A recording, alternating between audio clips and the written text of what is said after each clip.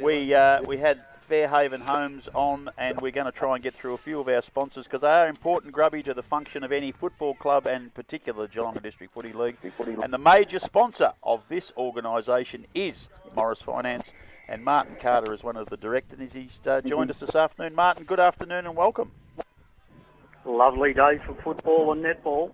It's good to have you. You don't sound quite as excited as Grubby, but I guess finals time of the year is very important, and you do get a little extra spring in your step.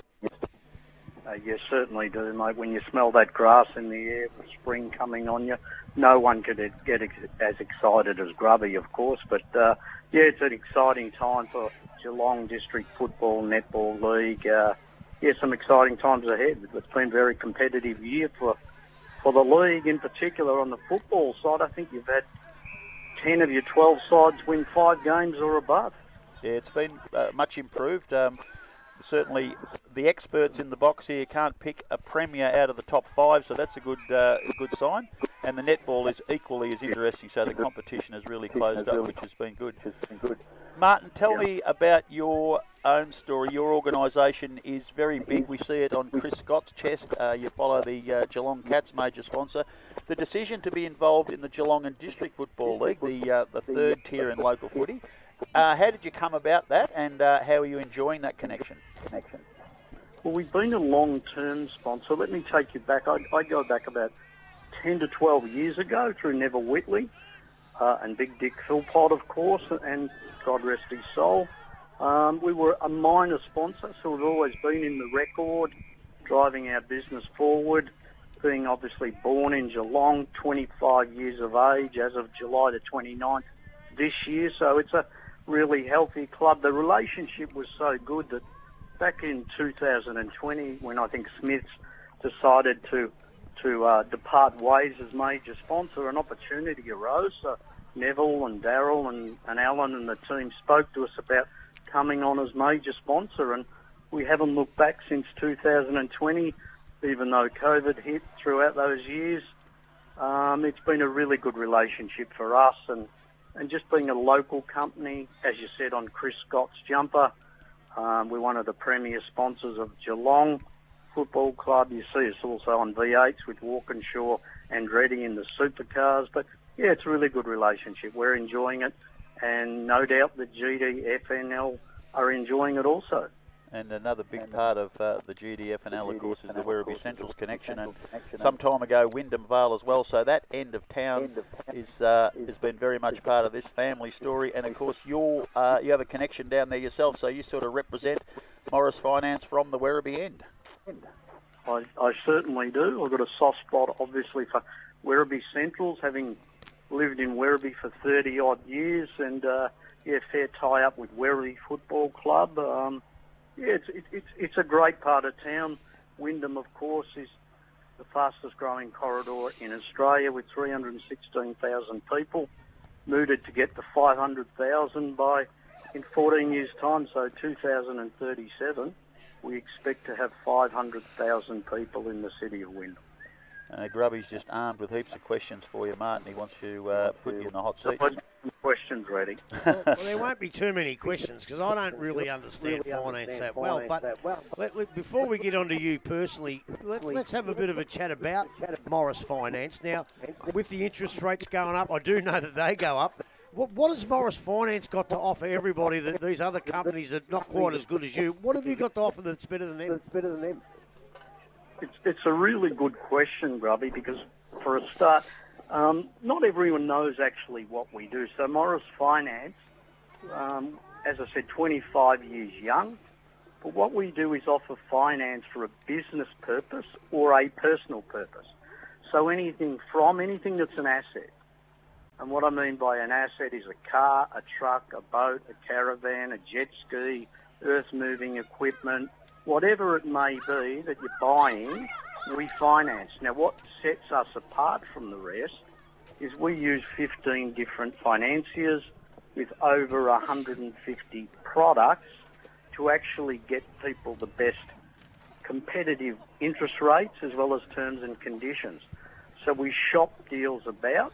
So if someone's looking for a car for their business or its fleet as such, or if someone's looking for to finance a caravan, they come to us and we look at the major banks, being your four majors, the midstream banks, Bank of Queensland, Metro, Macquarie, and a number of others to make sure that we're working for our clients to get the best deal possible. Well, that's a pretty good answer. You reckon it was a pretty good question? It was a pretty good answer as well. I want to move on to Martin Carter just a little bit. I know you're the president of the Werribee Football Club in the VFL. I'll get to that in a minute. There's rumours going around that you do jump in a boxing ring, and you're pretty handy with your gloves. I've done you for a long time, and I didn't think you could knock the skin off a rice pudding, but apparently you go right in the ring, Martin. I've gone all right. My old man taught me a fair bit to hold my hands up. He was a pretty good boxer, but getting too old for it now, Grubby. The sparring days are just about over. But, yeah, love to keep fit, love to keep your mind active. But boxing's all about really just thinking before you actually do anything. It's discipline, and it's discipline in a controlled way, keeps you fit, and teaches you to do the right thing. Well, it's got to keep your mind fit because you're going to be a very, very busy man over the next hopefully 4 or 5 weeks because Werribee are, I think they finished second on percent or equal top, I would say. You're the president. How are you going to go? And I know there's going to be players come back from the AFL sides. How do you contend with? And can Werribee win their first premiership since the Donald McDonald-led 1993 side? Yeah, you're right. 30 years ago. We do it for the community. We do it for everyone that's had involvement in our club, including yourself. What's happened is really a Cinderella story. We liken it to David versus Goliath. For those that don't know, Werribee Football Club, as you said, Grubby, sitting top equal, but obviously on top of, we missed out on percentage of getting the top spot for the Gold Coast. But our 42 listed players, not one of them has played an AFL game. 21 teams in the VFL competition. So we've created something special, and that's through some of the boys from Geelong region, some from the country, some from Wyndham. Our 7 leaders have been together for 6 years. The Sotomaco, Gribble, Brew, Coghlan, Henderson, Pinnock, and Hanson. 6 years. 6 years together really created something special. They play for the jumper, the same as all of the players, whether they be netball or football at the GDFNL. What they do is put the jumper on each week or put the sash on each week and really go out and create something special, not only for the league itself, for their community and for themselves. So what do we think we can do? As president for 9 years, I'm cautiously optimistic. We do play our first home final next week against Box Hill, so the crowds will get there in their masses, and we're guaranteed 2 home finals, which is great. We want to just probably get the silverware for the community. Can we do it? Yes, we can. The boys trained this morning. I've just left training. We had Joel Salwood down as our special guest speaker, and he spoke about his finals any different to the season itself. In a nutshell, Joel was sensational, as he normally is, and he spoke about just going through a system and a process and enjoying the experience. Well, I suppose the other important factor is too that along with Sam Collins, there's a few other blokes that have actually been drafted, and that's part of your job, I think, is to promote blokes into the AFL. You've done that reasonably well. Yeah, we've done it extremely well over the years. The Ben Browns, the Luke McDonalds, the James Podsiadleys, the Sam Collins, the Riccardi at GWS, Corbett at Freo. Our job is development for those that are aspiring to get into the AFL as well as winning, and you've got to juggle both. It's difficult at times, but our overall role when people join our system, being the second, I suppose, the premier tier of football outside of the AFL, our role is to make them better people as well as better footballers. So when they enter our structure, they lead better people. Yep, and I've seen it actually happen. And the ironic thing about next week is because there's so many teams in the competition, I've got a funny feeling that you play Box Hill and you haven't actually played them through the home and away series. Yeah, you're right. You're never normally that spot on, Grubby. But let me tell you, there's 21 teams, 18 matches as such, so we miss out on playing 2 teams. So this season we missed out on GWS and Box Hill. First time we'll see them this year. Wow. I've got one more question for you, Martin. There's Sure, a bloke down in Werribee who told me that he played many years ago with Werribee. 5 years in a row he kicked goals in the 90s and only played the home games. Now, I'm not going to dob Kevin Leese in, but is that true, or is he just making it up after a round of drinks? He's had a few round of drinks in his day, Big Kev has. But he's still the goal record holder with 403 goals. He's feeling it now. He gets a bit of arthritis in the knees, but if you get involved with Kevin, a local accountant, a great accountant as such, he'll tell you the many stories about the games he's played. Yeah, he'll tell you he only played in home games and he's only ever handballed the once to himself. But yeah, he's probably nearly on the mark. He's a better player than Jack O'Combin, though, wasn't he? Oh, no one would get towards Jacko's status. Martin, I'm young enough or old enough to remember that Werribee was a town we drove through on the way to Melbourne, and then we've seen it change to the point that it's almost connected to Melbourne, but it still has that Werribee-based community, and Geelong's always had that connection. And when you mention some of those good players, what I've seen over the journey is that the number of Geelong Falcons players who've missed drafting and have gone down to Werribee and really kicked on in their careers. So although you're supporting the Werribee area and the western suburbs of Melbourne, a lot of people should realise that the Werribee VFL side has been a really important part for young Geelong footballers to further their career as well.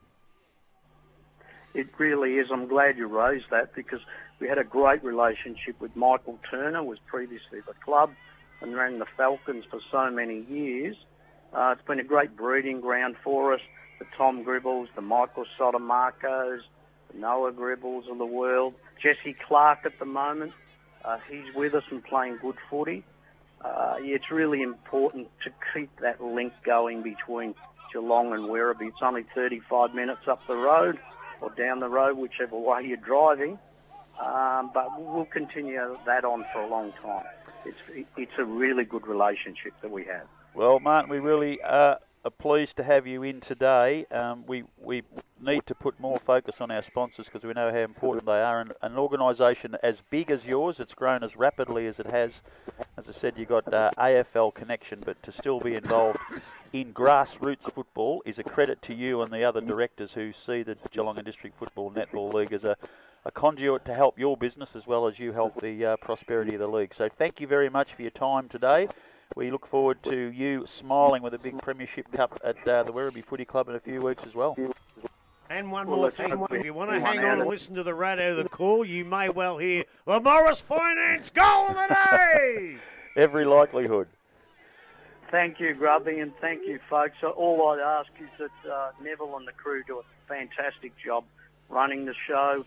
Anyone who's looking for, as I said, a car, truck, boat, caravan, earth-moving equipment, any form of asset, just give us a call. We'd love to look after them. Good on you, Martin Carter. Thank you so much for the time. Best wishes. Thanks, Martin. Take care. See you soon. Good on you. Martin Carter, one of the directors of Morris Finance, who are the major sponsor of the Geelong and District Football Netball League. And Grubby, thank you again for the initiative of giving our sponsors some airtime. We did Fairhaven Homes last week, and we're probably going to speak to another one of our key sponsors tomorrow, apparently. Well, I can't tell you who it is, but we may have the great Jason Doherty back in here tomorrow for a little while. And Jason, very much part of Lifeline. And what about Lifeline do we know, Grubby? We know that you cannot do it alone. Correct. And a lot of people be under difficult times, and Lifeline is an important asset for those who are struggling, and we'll find out more about that pre-match tomorrow. But today, it's a very, very big day. Before we talk about today's match, is there any news of the week that you might like to pop up, either one of you, about players in, players out that might affect either today's game or tomorrow's game? I don't know, but I'd just like very much to thank Dale Smith for his magnificent input into that interview. Bloody hell. Always good to have me little say grub in there, you know that. Quite happy just to sit back and let you idiots take the show. More than fine. Now, one of the Dale's favourite players. There's two players actually. One's name is Jake Crawley, and there's another one called Jake Crowley, who's been a big part of the Inverleigh. Let's call him Creepy Crawley. Creepy Crawley. Not playing today, and I believe he's not injured. They just haven't found a spot for him. Is that a bit of a surprise to you, Grub? It's a very big surprise to me because I don't think this is probably the first time he's been left out of this Inverleigh side since he's played. So I can't remember him being omitted at any stage. He provides a lot of drive around the centre half-back position. And I'll just have to, I haven't actually, because of the injury, I haven't looked through the side. I haven't seen who's going to be his replacement. You might have a better idea than that, Smithy, at centre half-back. But, you know, you can't say it's a big loss because they've decided that he's not in their best 22 today. Well, Mitch Elford's the interesting one, who came into the side to cover bases early in the year. He's just regarded as a seconds player, but he's gone so well that may be that everyone's come back after injury, the side's settled, and Mitch Elford's done enough to impress the selectors to earn a permanent position. I think he came back as a seconds player, but he was definitely a senior player. He prior to that, he's a wonderful player. GFL football and was quite a good defender at Bell Park as well, mate. So he's well and truly a bloke that you'd have in your back line and without too much concern. Today, we're going up against someone like a Will Ford. If he's going to go back to full back, that may be a bit of an ask because I think he'll give away a bit of size and probably a little bit of speed as well. So obviously Filet would be the bloke that they go back to at that full back position. Again, you just look at maybe the balance of the side. Belpo's still not a really tall forward line, so maybe that's why they've opted to leave him out and bring a smaller bloke in. So it's going to be an interesting factor. No, he's not playing either, so he's out. He's got a couple of little niggles or something this afternoon that weren't prepared to risk him, and that was Casey Millian not playing on their side. Ooh. So he won't play today. So now, just on that, Smithy. Yep.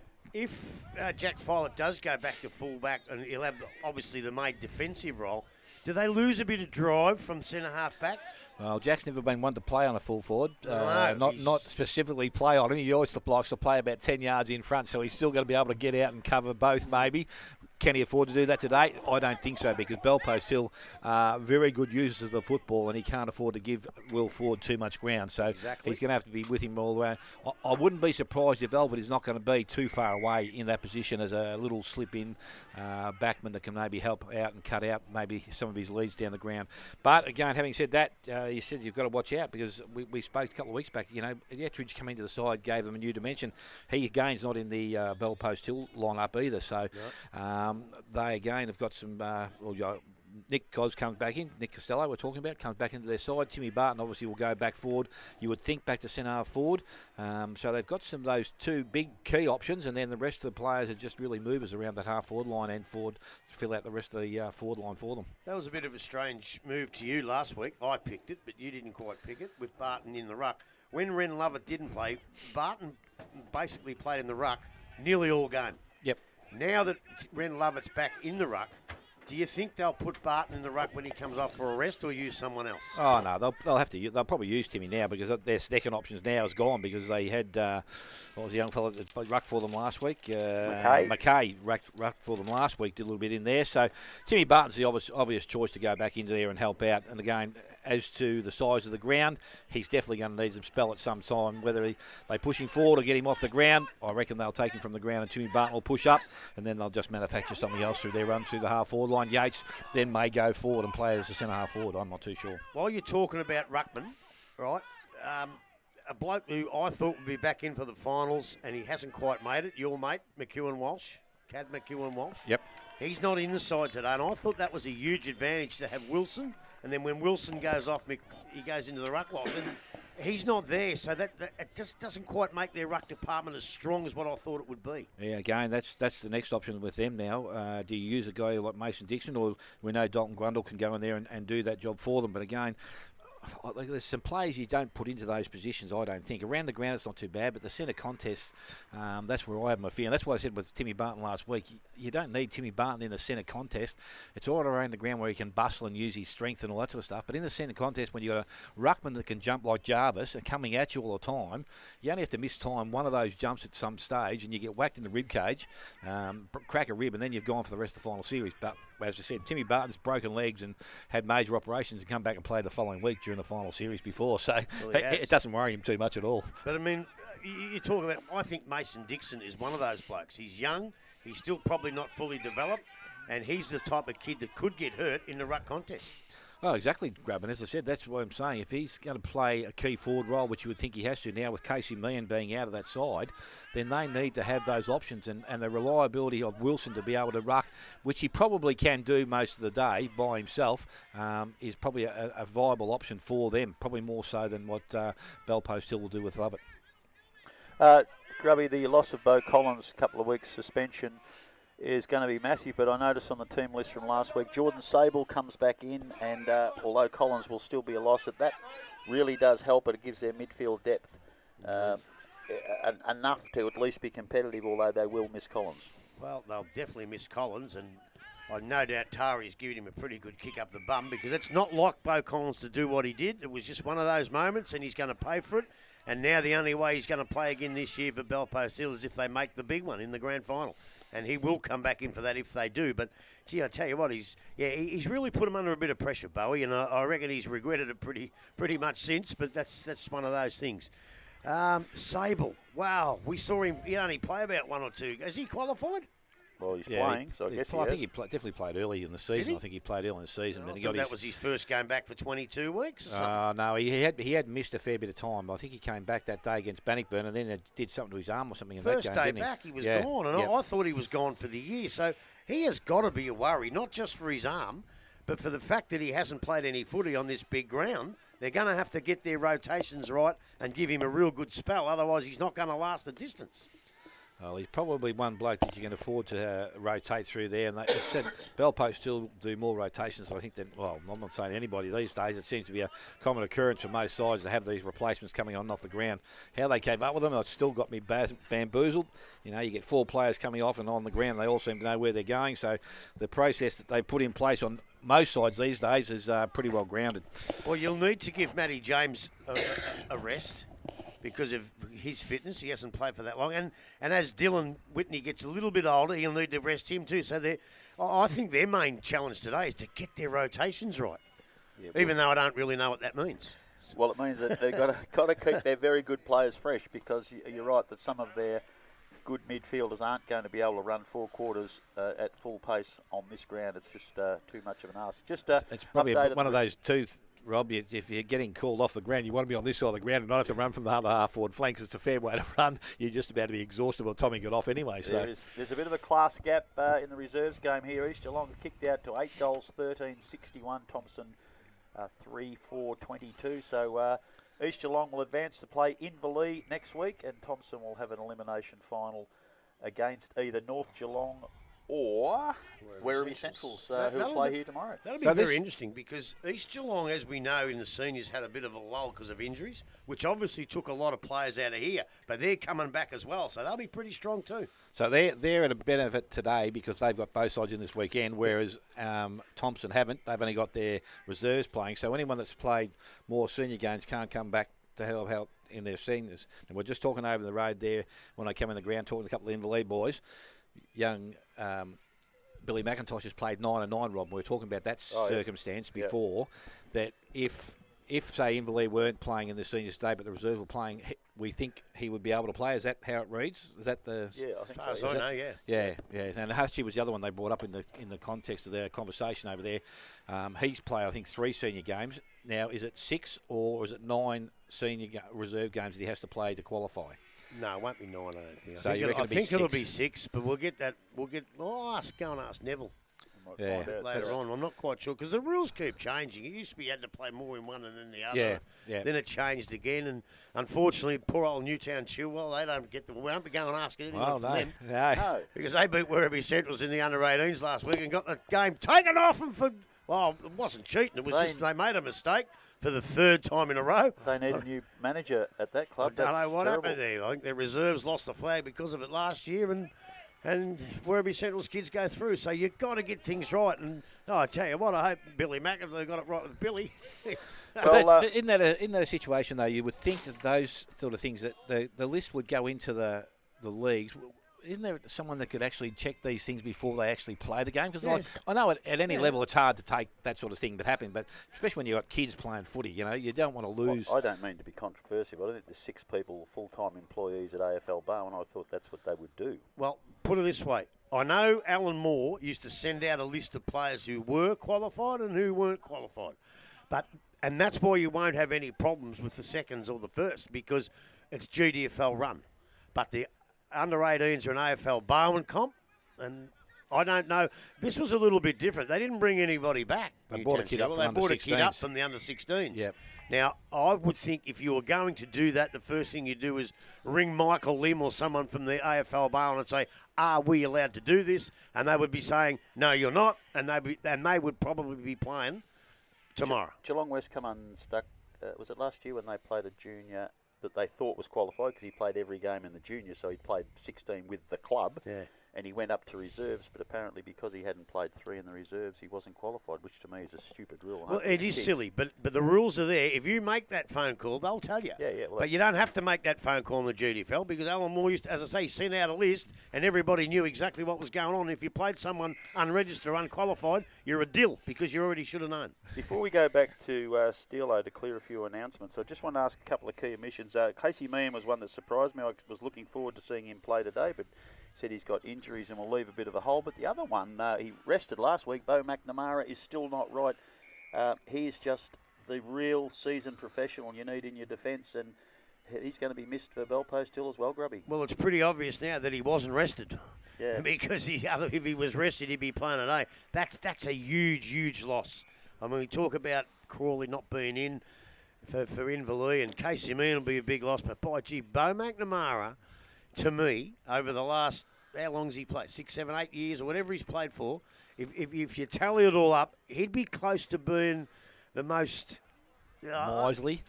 Hey? Misley defender. Yeah, Misley, but most consistently best defender in the game. Yeah. And he can take a little bloke. He can take a big bloke. He can go for a run. He snuck up forward there for a couple of games. He's a huge loss, and I'm not quite sure I can't see where they're going to cover that. They're very hard to cover a great player like Bowie. Yeah, especially with a team like Inverleigh that's got so many attacking options. He's going to cover off one, and he guards space really well. He reads the play so well. But he would have got Mason Dixon, I would have thought, today at centre half back. I reckon that's where he would have gone to, because Mason Dixon does move pretty well for at centre half forward. So McNamara would have been the bloke I would have had on him. So where they go to now, do you use a Flacavento going back there to take him on? Other than that, I'm not too sure what other options they would have in mind. Hey, we got a 2 o'clock start as normal today, or is it a bit later? I think it's normal. I think the grand final's later. Okay, so it's only a couple of minutes to go in the reserves. Thompson have kicked another goal. They're 4-5-29, but East Geelong careering away 8 goals, 13-61. And just looking at there's a bit of a class difference. And going through, I count that there's 10 blokes at least in this East Geelong side that I know have played senior football in the last couple of years, so they've got a fair bit of depth. Oh, they have got a lot of depth, and as I say, they had to use that depth when they had that big heap of injuries, but they haven't got that. And before you do go to the break, I ran into a bloke before. His wife listens to the broadcast every week, the lovely Candice Hodgson. Hello, Candice. Yeah, wife of superstar Mitch Hodgson. He's a father of 6 with twins and still finds time to come and play footy. So I know you're listening, Candice. Have a fantastic day. Have a fantastic weekend, love. Good on you. Good on you, and thank you very much for tuning in. And all you other listeners, if you want to watch the game and still pick up the commentary, you can do that. Go to the GDFL website and follow the YouTube links, and you can watch the game on your television or computer while you're listening to Dale and Grubby's prognostications. But for now, we'll go back to the studios. Thompson have kicked the 5th goal, a late run home, 5-5-35. East Geelong 8-13-61, and it's just about siren. In fact, the siren has gone. That's the end of the reserves game. So 35 to Thompson, 61 to East Geelong. They'll advance next week. Thompson are waiting on an elimination final opponent, which we'll get from tomorrow's game. Steelo, we'll go back to you in the studio to clear some sponsorship announcements and then come back for the qualifying final at the Comset Oval, St Albans GDFNL football, your home of local football.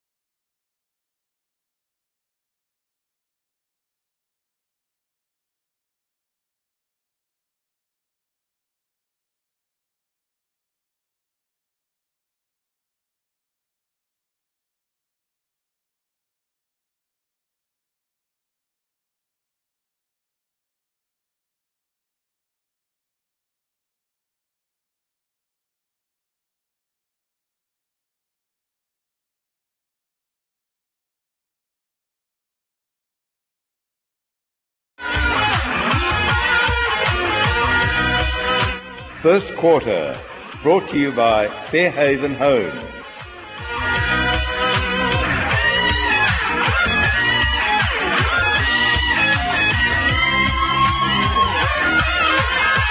Welcome back to the St Albans Oval. It's Concept Oval this year. It is the GDFNL finals venues. It's qualifying final day today. Inverleigh versus Bellpost Hill. We've just had the reserves. East Geelong were successful over Thompson. They will play Inverleigh next week in the second semi-final. And Thompson will ease back and play either North Geelong or Werribee Centrals in the first semi-final next week. Dale, Grubby stepped out for a minute, so I'll put the acid straight on you. Who's going to win today and why? Well, it's a good question. As I said, it's been probably levelled up a little bit with Casey Meehan coming out of the side, so that's for the Bo McNamara situation. Again, it comes back to, I suppose, they've done it here before, Bellpost Hill. They're a hard side to beat here, and they're going to take some beating here again this afternoon. But Inverleigh seem to have now got their players back from that were injured earlier on. They've got some numbers coming back through their list now, and they are probably pretty close, other than maybe one or two from their side that can actually come back in or will make a difference to their side. So, look, I'm going to sit on the fence here a little bit. I'm a little bit unsure as to who wins the game of football. But give me 5 or 10 minutes to have a look at things and how they start, and I'll soon let you know, Rob, I reckon.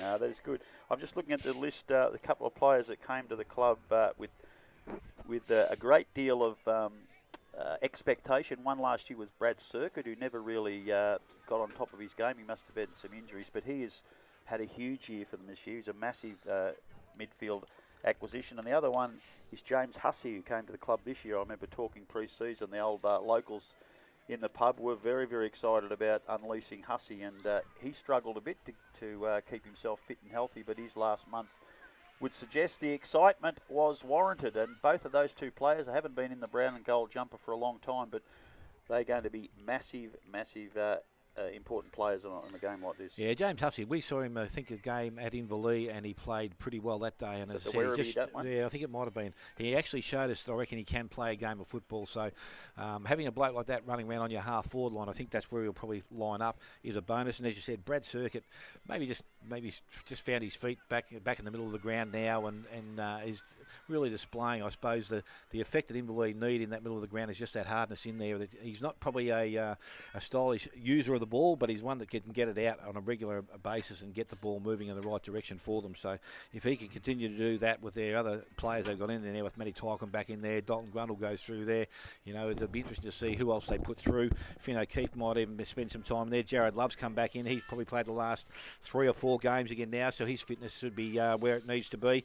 And I think Ryan Robertson has been out for a couple of weeks and maybe just getting his way back into the side as well. So they've got some good numbers that they can run through the middle of the ground, and they're one side that can run, as I said, you can even go back to Buck going back through as well, Buck Donoghue. So, well, I put the acid on Dale and he's sitting on the fence, splinters everywhere. Grubby, who wins today and why? I'd love to sit on the fence too. You won't get many splinters there. It's made out of steel. But it's so hard to pick because their form, Bellpost Hill, has been pretty consistent for most of the year, whereas Inverleigh's wasn't good early because of the major injuries that they did have. I looked and saw that Bo McNamara was out. I thought, I'll go for Inverleigh. It's that big. But then when I find out that Casey Meehan's not playing either, well, that's sort of like for like, isn't it, really? So, maybe we know the good players, the superstars of the side. Maybe the players that are, like your Billy Cationses and your Scott Condys and as you said, Finn O'Keefe, you've got to get a lot out of them. And, of course, Bellpost Hill, they've got a few of them too. Like, Adrian Fantello, this could well be his last final series, Adrian. He's been going for many, I don't know how many premierships he's played in, but it must be half a dozen, I would have thought, at least. And he's probably almost ready to go. Zane Jones has been good. Caleb Basley, well, how good's Cubby been? Like, he's might be nearing the end as well, and it's probably one of his best seasons that he's ever had because he's so damn fit for a bloke he must be over 30, I reckon, Cubby. So, but he's so fit. The two Flaccavento boys, we need a fair bit out of them. You're going to get plenty out of Dylan Whitney. The big one's probably Will Ford. If he can kick 5 or 6, that'll steer him in the way to a big win. All right, I'll jump off the fence and I'll say the Inverleigh Hawks under a goal. There you go. We have spent so much time in recent times talking about ruckman, two different types today. The lumbering but strong Ren Lovett against the mobile and spring-heeled Luke Wilson. Do you think Wilson really needs to get on his bike today and make Lovett run around a bit? Well, he does, and I just think he needs this year. Last year was fantastic, Poodle. But this year, I don't think he's taken the marks around the ground that he's taken in previous years. So I agree. So he needs today to really put in a real good performance around the ground. To me, the tap-outs don't mean that much. With such quality in the middle, you know, if you don't get it hit on your chest, the other player will shark it. There's great players in the middle. They'll work itself out. I think where the ruckman might get distinguished today is how well they each play around the ground. And I think with what you said with his versatility, Poodle, and he moves a bit better, then he's the one that's got to take the bit between the teeth and do more around the ground. And if he does that, then I think Inverleigh can win. Yeah, I think Inverleigh by a smidgen, but I keep looking at Bellpost Hill and saying, oh, geez, I don't know how they keep doing what they're doing, but they just keep doing it. Well, I've just tossed a coin. Yeah, they're a very, very good side. We saw them last week really jump Thompson in the first quarter, then they held on. What I liked most about them last week, at three-quarter time, I thought they were going. I thought Thompson were going to run over the top of them, but they stopped and rallied again and came away to win by 8 points like a good side would. And I keep that in the back of my mind, but I'm just looking at the names of the Inverleigh side, and I think the other thing that should be hurting them is their performances in grand finals and final series over a long period of time, Grubby. They still haven't pinched one, and many thought they were the favourite in at least 3 years. Do you think that'll be a burning thing inside them, or do you think it could also be a distraction? Oh, no, it's burning all right. Don't you worry about that. It's burning. You got blokes like Mick Follett running around. He'll be telling them every night this week of training. No, it's burning. Don't you worry about that.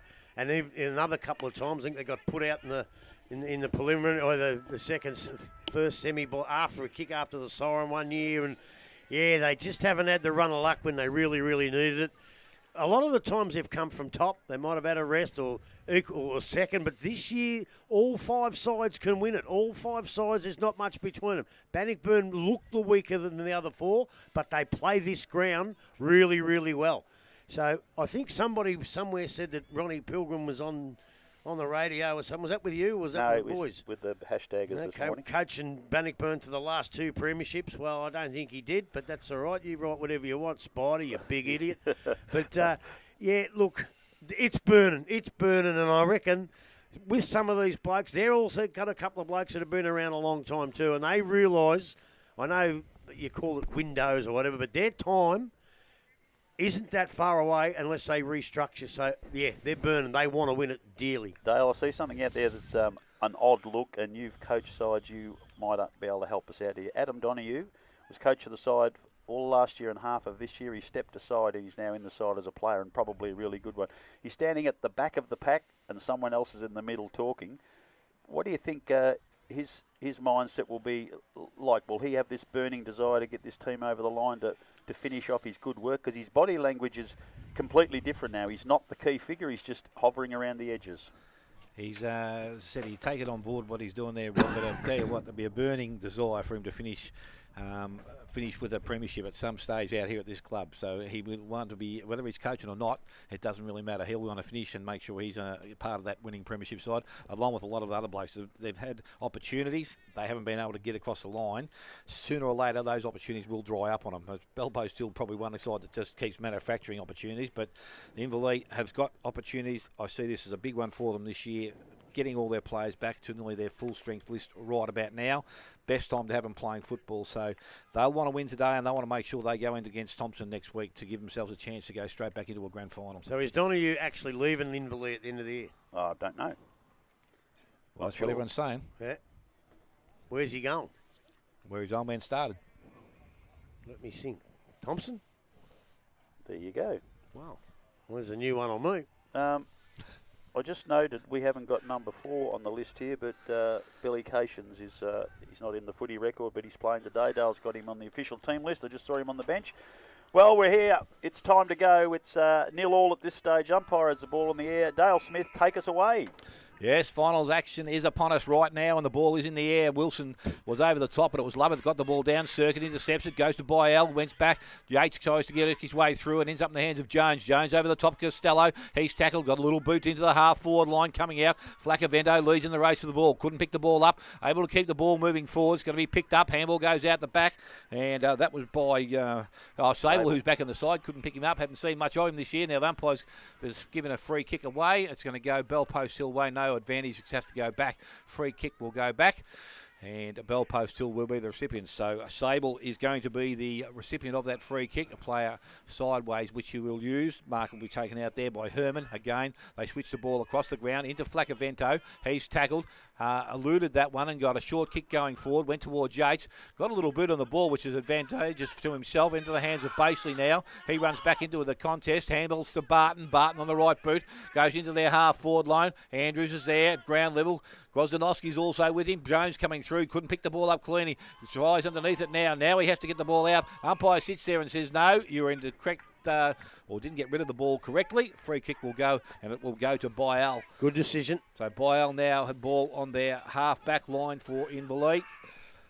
Looking for some options down the ground now, and he goes towards the centre wing. Dixon's going to run and jump at the ball. He gets that there, but doesn't take the mark. Ball comes down, picked up, and again tries to be cleared away by Herman. Got the handball out, was intercepted there by Finn O'Keefe. He went to ground. Again, Yates over the top, taps the ball forward into the hands of Whitney now. Tries to shake the tackle, couldn't do so. Ends up with Wilson of Inverleigh. His kick was poor, going into their half-forward line. Grundle comes out. Good clean pick up. He was tackled. Got the ball free. Circuit runs into the ball. Also with him is Barton. Both players using their strength. They try and keep it underneath Circuit. He's been held up now. Umpire Howley said that's not going to come out. It will be a ball up which will take place.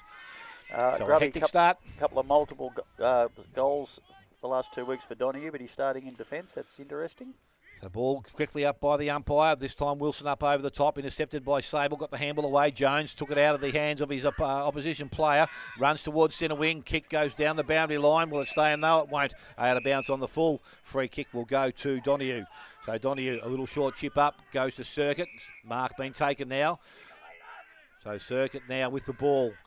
Player lead short for him. Coming up, Finn O'Keefe once again. Mark just still defensive side of centre wing.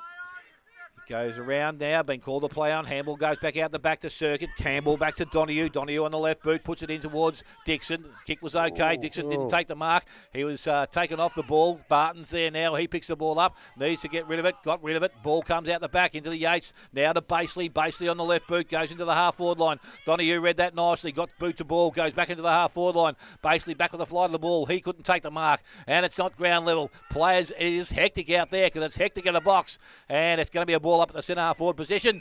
Umpire says, let's have it back. 3 minutes gone. Both sides yet to score. It is hectic in the box, Dale. I have to admit there is a lot of action going on. I'm glad you were calling it, not me. All right, I forgot my thermos. I was going to have a soup. Righto, Wilson gets over the top of Lovett, but it's Yates who wins it. He's tackled immediately. Tyquin also. Ball not going anywhere, but a hand passes, releases Hermans. James is now on the run. He's pushed off the ball there by... who is it there? It'll come to a minute. You love it is. He's trying to get the ball in there. Wilson tries to push it out. Lovelace another tackle there. Comes out the back to Bell Post Hill on the relieving kick. Just takes the pressure off. Gets it to Hermans. Hermans to James. James back to Basely by hand. Goes back to Hermans. He dodges a tackle and a short kick and finds leading up the ground Will Kerrins. And he's taken a mark right in the centre of the ground for Bell Post Hill. Long, low pass from him.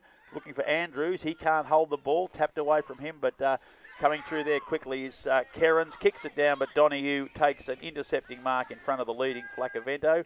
Kicks right across the ground, looking for a teammate and finding that in Mays. It's Condi. He kicks it further down the field, finds a teammate there. Looks like Hussey. Gets it over the top of the... And coming out there to take the mark is Alford, running up from full-back. He's way out on the half-back flank. Short kick up the line looking for Wilson, and he finds him. He's taken a couple of marks now, and the boys asked him for more of them. He's got 2 already. Wilson is a horrible wobbly kick, lands fortuitously. Hand pass comes out to Circuit. Circuit kicks up and under. He's looking for young Burke there. He's pushed out of the way by his opponent, but the umpire said he was held. And Paddy Burke, the elusive half-forward flanker for the Hawks, has the ball right on the 50. It's too far out to score. be looking for options, and there's plenty of them. I noticed that Adam Donoghue started on the half-back flank. He's going to be on the end of this, and he takes a chest mark, running out from full forward, 45-degree angle, only about 35 metres out. So he's made up a lot of ground because he was involved in that passage of play right at the very start on the half-back flank. How good has he been for the first 5 minutes? Going very, very well indeed. So Donoghue, he's been known to kick big bags right through this year, as well as playing some very, very good games in defence. He's had a taste of both already today, and one of the better kicks of a football in the competition, and I may have mozzed him. Oh. But leaves the boot pretty darn well, right through the middle. First blood to the Hawks. Their one straight goal. Bellpost Hill yet to score, and we are in the Fairhaven Homes first quarter. It's going to be very interesting to see what he does, Donoghue. He's on the back line, he's on the forward line. He can't keep doing that all day, surely. But he's down that forward line now, Grub. Yeah, easily the most prolific player on the ground at the moment. But I tell you what, we all watched the game last week between Bellpost and Hill and Thompson and said, oh, no, it wasn't really bruise-free. Until you compare it to the first 6 minutes here. This is frenetic. This is how football is supposed to be played, because this is finals football, and they're begging no pardons out there. We're back in the middle of the ground once again. Bruckman will go at it. This time it's Lovett, gets the ball down. James again tries to come out of the contest. Didn't pick the ball up. Goes out to Burke, I think it was. He got boot the ball back into the half-forward line. Spoil from basically behind. Ends up with Staggard. Staggard goes out wide. Costello leads in the race for the ball. Got a favourable bounce on his left foot. Looks to go into their half-forward line. And he kicks to his brother Nick. So Nick Costello this time with the ball between half-forward and centre wing. Again goes back into their half-forward looking for his brother. But Dan Gros goes back. Couldn't take the mark. Comes down. Picked up by Condi. He's tackled. Brought down. Ball comes out to Fantella. He didn't have a chance to dispose of it. He's been held up, and there will be a ball up on the far side. And it is far. It is. A long way across there. So the ball thrown up once again. Ruckman at it again. Both players had a bit on it. The handball comes out. Goes back towards Nick Costello. Young dives on top of the ball. Couldn't pick it up. Comes out now. Bellpost still with some number of occasions was there. James has got himself through the contest. Handball goes over the top. Again, put his teammate under a little bit of pressure. He's back working hard at ground level. Umpire Circles comes in and says, let's have it back. It is mine. And we will have a ball up inside the centre square. Now, I've got no apprehensions about being a ruck coach at my size, but Big Wilson, don't watch the man. Watch the ball. So see what he did? Yep, they had that last look. Lovett comes in, got the ball down. Again, ball comes out the back into the hands there of Circuit. Puts it up as high as it went long. Goes out towards centre wing. Mark not taken out there. Finn O'Keefe picks the ball up. Able to get through the contest. He's tackled, brought to ground. Umpire says, not too sure what he paid the free kick for. Me either. In the back, I reckon. So the ball quickly now goes into their half-forward line. Wilson gets the ball off the contest. Goes into towards Donoghue once again. Good hands again. Strong lead.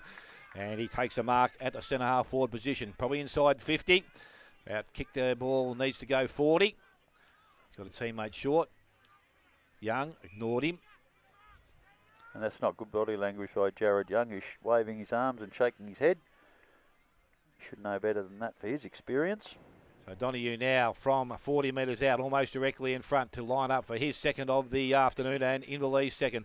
Looks okay off the boot, got distance, is drifting across and just off line. So Donoghue 1-1, Inverleigh 1-1. Bellpost still yet to score. 8.5 gone. Fairhaven Homes first quarter scoreboard. It's a very frenetic start to this game. Caleb Baseley with the ball at fullback. He normally has this job, and he's got it again today. Comes out, nice little pass into the pocket, looking for a teammate in Tim Barton, and finds him. So they've got control of the ball. They love to do that. Bellpost Hill, it's the way. Short, slow game if necessary.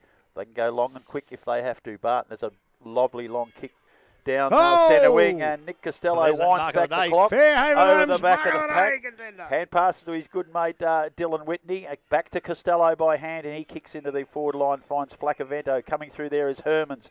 An up and under kick. He's trying to land on the head of a teammate, which he does. And that teammate is Harmer. So Harmer has the ball now at centre half forward. Long low pass into teammate there, but at the back of the pack is Finn O'Keefe for Inverleigh. Clearing kick out towards Wilson and Lovett in battle there. It's Harmer again who gets the ball. He hand passes to Whitney. Whitney kicks out looking for Adam Costello. Gets around his teammate and Robertson. Nice little pass back in looking for Flacavento. Forward comes to the back of the pack. Can't hold the mark. Inverleigh defenders working overtime to try and win the ball back. Bellpost Hill desperate. Alford's got the ball. He's pushed off It's near the boundary line. The umpire's blown the whistle. I think it's the boundary umpire has called it over the line. Throw it in, son. We'll have a throw in about 10 metres around from Bell Post Hill behind post. They're in attack. We spoke about Wilson before, about around the ground. The big fella, Ren Lovett, he can't do what Wilson did before. No, definitely not. Lovett won that tap out, but it's Inverleigh got first hands on it. Tyquin tackles, and the umpire said he won a free kick.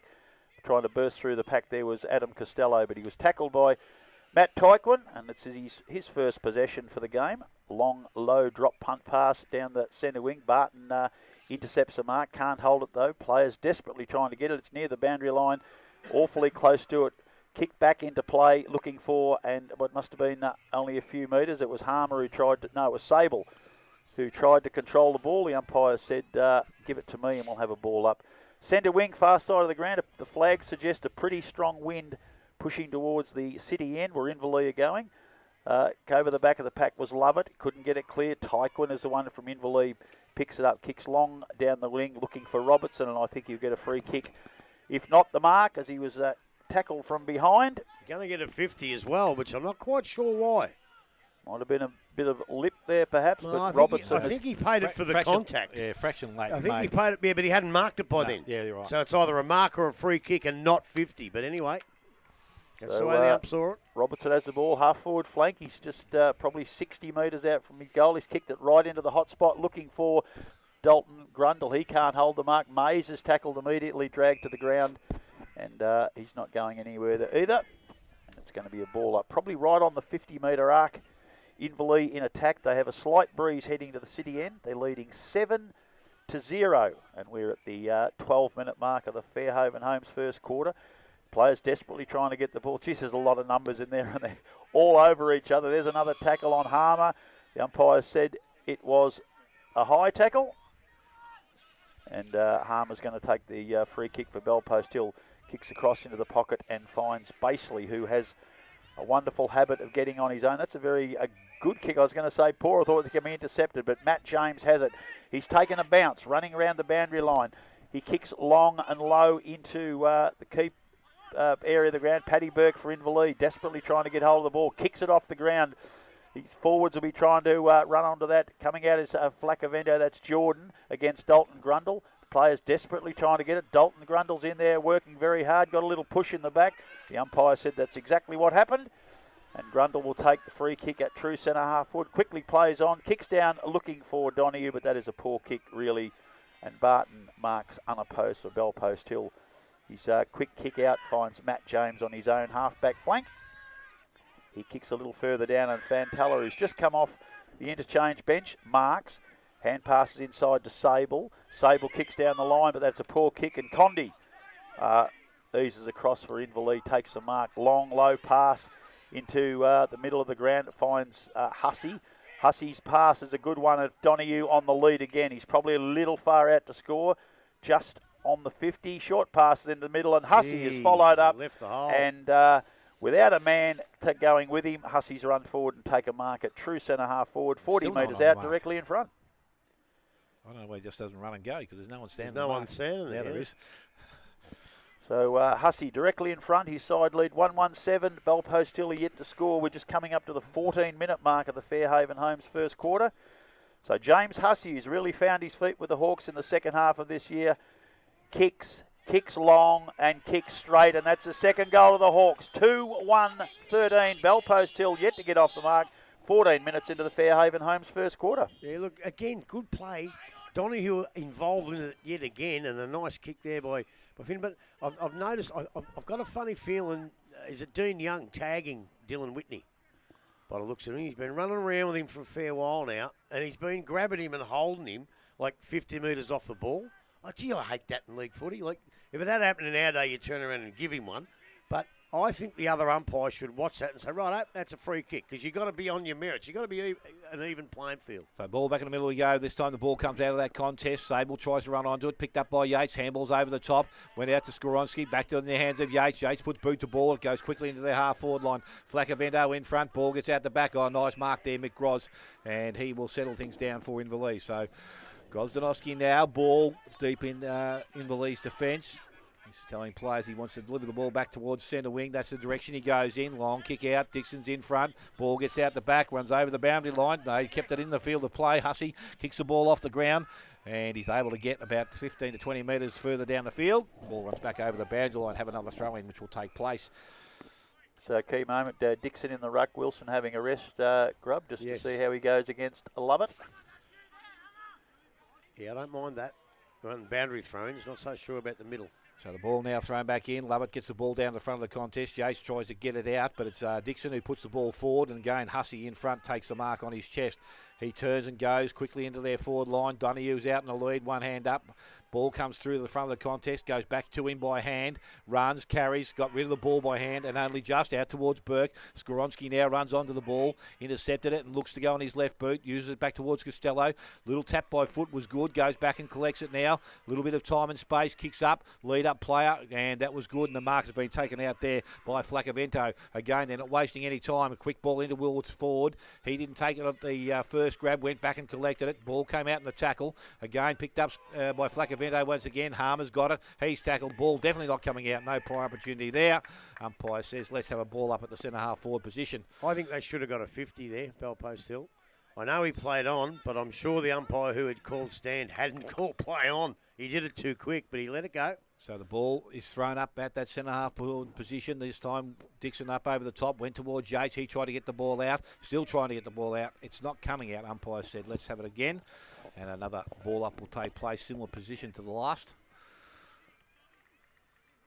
Thrown up a centre half forward position again. Dixon up over the top, went to forward, had the ball, just put it down. Had to be dropping the ball. Never even tried to get rid of it there. I don't think so. And Paddy Burke is the recipient. He's called a play on now, has a player out wide, goes in that direction. Filets is a player now. He gets a quick kick back towards centre wing. Mark not taken out there by Fantella. He's got support out there. Skoronski has picked the ball up. Gee, got through the contest pretty well there. On the left boot, he looks to deliver the ball back into their forward line.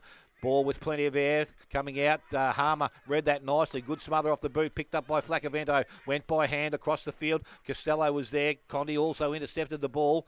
Grozdanovsky kept the ball alive. Harmer goes back after it again. Emerges, tackled and held up. Umpire will come in. So we've kicked towards 17 and a half minutes. It is Inverleigh 2-1. Bellpost Hill, they are yet to score. And that's what Will Ford should have done. There wasn't much prior opportunity with Will Ford. So if he makes an attempt, he's right, but he just let it go. Wilson back on the ground, wins that with Lovett, but it's Bellpost Hill's running on it. Hand pass at the back of the pack. Grozdanovsky under pressure, decides to hand pass it through, cops a bit of flack from Adam Costello, but I reckon conceding the first score to Bellpost Hill as opposed to a goal is pretty good football by him. He gets it out from the kick out to Brad Circuit. He kicks to a lead and finds Ryan Robertson. The left footer quickly plays on. Oh, that's a interesting kick into hot spot. Grundle is outnumbered there. Bellpost Hill have it. It's Sable across to Baseley. He kicks up and under. He's hoping for Lovett. He tries to get his hand to it. That's very cleverly done by Templeton. Hand passes out towards O'Keefe. He's got one high, and Finn O'Keefe will take free kick right at the back end of the centre square. Inverleigh coming out of defence. And O'Keefe's been lively early. A short kick from him, and he's found Jared Love inside the square. This fellow missed more than half of the season with a hand injury, but he's come back and come back strong, and that's a very good mark to Dalton Grundle. He quickly plays on and finds Hussey. So he's been very lively early. Hussey, that is a very poor kick because he's kicked it straight to Fantella for Bellpost Hill. That's an equally poor kick, but it gets to the bounce, and Skoronski grabs hold of it, and he finds Lovett inside. Lovett gets it back to Fantella by hand. He hand passes wide. Skoronski again under pressure from Haste. Hand passes away to Yates. Yates hand passes even wider to Whitney. Whitney kicks quickly across his body, but Filet comes out and takes the relieving mark for Inverleigh in defence. His quick kick is intercepted there. I think it's by Andrews. He has a quick snap at goal away to the right-hand side. Another behind. They're second for the afternoon. Two behinds playing Inverleigh's 2-1-13. And we're just coming up to 19 and a half minutes into the Fairhaven Homes first quarter here at Concept Oval St Albans, the home of the GDFNL final series. So it's Cations who has the ball for Inverleigh in the square, kicks out and finds Alford in the far back pocket. So they're playing a bit of keepings off at the moment, trying to get out into a more attacking area. Alford, long drop punt down the line. Players jostling for position. That's going to be a free kick. The umpire has seen it. And it's Wilson who's been pushed out of the road by Lovett. Lovett is protesting. 400 metres away. Wilson has the ball, kicks into Cations at centre half back. He's looking to hand pass, changes his mind. Short, a low pass, and Dalton Grundle on the lead from centre half forward. Marks quickly plays on, short kick from him. And this is a part of his game that lets him down a bit. That's a quick hand pass to Mays across to Bile. He kicks in the direction of Donoghue. He's going to get there second, but he picks up fortuitous bounce, knocked out of his hands. Goes forward, taps it onto a teammate. I think that's Grundle underneath there. He can't get hold of the ball. Players desperately going on it. Biles got hold of it, but Belpost Hill's defence. Matt James picks up the ball, dodges a couple. Hand passes to teammate there in Whitney. Whitney back to James. James across the bar. He has been dragged off the ball. The umpire says advantage. Mays comes in and misses an easy one, and that was almost certain goal gone west. But what a great tackle. I don't know who laid that, but Barton looked like he had plenty of time. But I think it was 15, Huzzy. Yeah, very, very good job. So behind to Inverleigh, 2-2-14. Belpost Hill, 2 behinds, 21 minutes into the Fairhaven Homes first quarter. Yes, what a let-off that was. Yeah, they've escaped one there, definitely have. And he would normally not have missed that from there either. So ball now with Baseley, as we said, goes out wide. Long kick out towards the half-back line. Martin was there, couldn't take the mark. Ball goes over the boundary line. We'll have a throw-in, which will take place on that far side of the ground. The actual field kicking is better in Inverleigh at the moment, isn't it? Yes, yep. And I just don't know. I just don't know whether Belpost Hill can afford not to have that extra marking option down forward, and I think Barton may have to go there at some stage. Ball out the back of the contest, goes towards Yates, runs onto it. He's tackled by Circuit. Player, was it in the back? Umpire said it's been held up, so we're going to have a ball up which will take place, and that will be just inside forward 50 for the Inverleigh side. See, he was carried about 5 metres, but there was no pride. That's a great decision. So the ball now tapped out of that contest, goes to James, gets out of trouble, got the handball away to Skronsky, and now he runs with the left, he takes a bounce, takes the second one, looks up, kick was poor, but it's hit the target into the hands there. Will Ford goes out wide, kick was also good. Andrews now has it, he lures up, goes long, out the back, Whitney's there, Young, but Whitney used his body and hands there well. And he will go back, and I reckon if he kicks a goal, he will let Jared Young have a fair bit of it, I reckon. Yeah. Well, it's funny because you said they need another option. Ford leaves, they have no marking options, and Dylan Whitney marks it anyway with just experience. So he changes his mind, he goes back outside, and that's a good kick. Mark has been taken, and that was should have been the turnaround for an act there, I think. Yeah. Andrew's trying to get a bit of ground, but he is a good kick of the football. Just needs the accuracy here to finish off for Belpost Hill. Bit of staging going on. He's a bit active than Jules. Priscilla. You be careful, Kyle. So Andrews now comes in from about 40 metres out. Not much of an angle to work with, but he kicks long. He kicks just off line. He has his second behind of the afternoon. They move now. Belpost still to 3 behinds. They trail Inverleigh on 2-2. 24 gone. Fairhaven Homes first quarter scoreboard. Templeton brings the ball out of defence, finds Filet in the far back pocket. Long drop punt from him down the centre wing. Big pack of players as James come over the back. That's a very good hand pass there by Robertson to Tyquin. Tyquin kicks up looking for Mays, punched away from him, but Burke's just come off the bench. He's fumbling a bit, but he's got it now. He's out in the clear, kicks further down, and he finds Nathan Mays, who just missed that previous goal, runs in this time, and he has missed even worse because he hasn't even scored this time. And he's normally a sharp shooter, and all he's managed to do is kick it across the face of goal, out of bounds on the far side. They're throwing about 10 metres round. That was completely out of character, Grubby. Well, he's one of those blokes that can only get 5 or 6 touches for a whole day and kick 5 or 6 goals. And now he's missed 2. That one was a bit harder, but the first one was a sitter. So there's the throw-in now. Grundle and Barton go up, but neither player really gets it around. The umpire's come in, found a free kick, and it's going to Inverleigh. Yes, I think it's Mays again. So he has a chance. Third time lucky, as they say. This time set shot directly in front. He's run into an open goal, missed. He's kicked across his body and missed everything now directly in front. 30 metres out. That's the other thing he's good at. Drawing free kicks. He's pretty good at that, Nathan. So Nathan Mays leaves the boot. The goal umpire doesn't like it. That's another miss. 3 in a row for him. Inverleigh go to 2-3-15. Bellpost Hill 3 behinds. 25 minutes into the Fairhaven Homes first quarter. Caleb Baseley has the ball for Bellpost Hill. Looking for options. Nothing presenting at this stage. So he's around, dodges around. He tries to dodge around. He's forced to hand pass into the back pocket to Whitney. He kicks down the line, and that's a good attempt by Mays. Coming through there is Grundle. Gets it across to Hussey. Hussey tries to burst through a tackle. Can't get through. Mays has got another free kick. No, not paid. He got it high that time and took a dive, but the umpire wasn't having any of that. And he's let it go, and now we're going to have a ball up.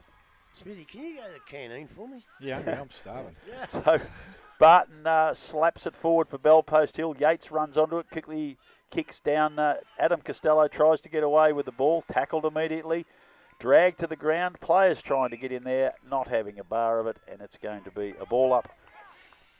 It's out almost on the centre wing now, probably 60 metres or so out from Inverleigh's goal. As the siren goes at the 26-minute mark, Bellpost Hill are 3 behinds. Inverleigh 2 goals, 3-13. That was the Fairhaven Homes first quarter.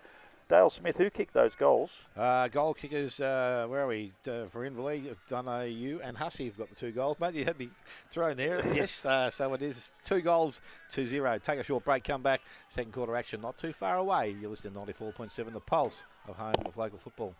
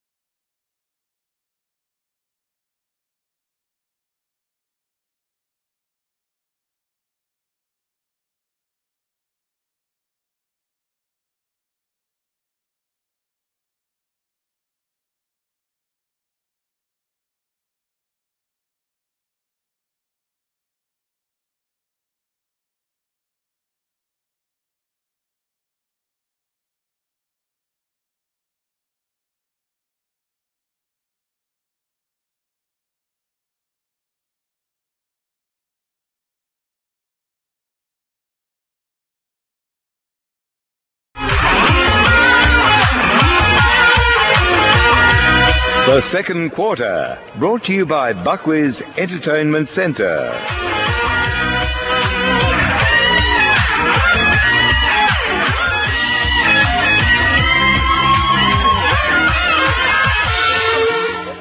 Concept Oval at St Albans. It is GDFNL finals. Inverleigh 2-3-15. Bellpost Hill 3 behinds only. Jules informs me we're up to 980 people listening on, watching the game on the stream. So if you're listening, get up there, get on and see if we can get past 1,000 viewers today. That would be fantastic. So get yourselves on the screen. That would be brilliant. Grubbycations, fantastic finals football. Exactly what you expect from two sides. How have you enjoyed the first quarter? I really enjoyed it. And don't worry about getting up and watching it on the feed. Get down here to, what is it? Concept Oval. Who was the other bloke? Herbie Gordon or someone oval. It used to the Gordon Tafe Oval. The Gordon Tafe Oval. But yeah, Herbie get down Gordon. here because this is a fantastic game.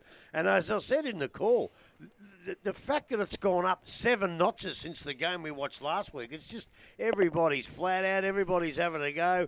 I don't know whether the win's going to make much difference. We'll have a look at it in the second quarter and we'll be able to tell you a bit more about that at half-time, or the results will anyway. But I just thought the difference between the two sides in that quarter was the disposal.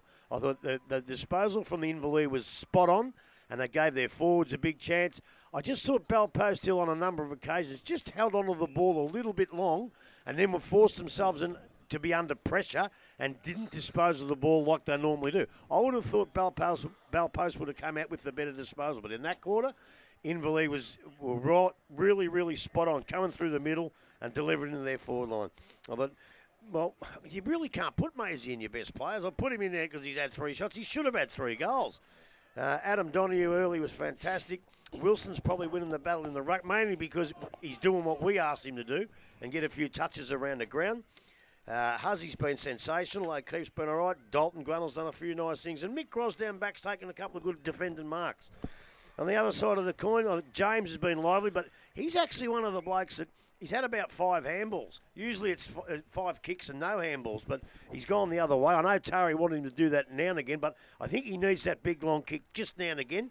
Yates has been solid. Andrew's done some nice things. Whitney, as always. Zane Jones, okay.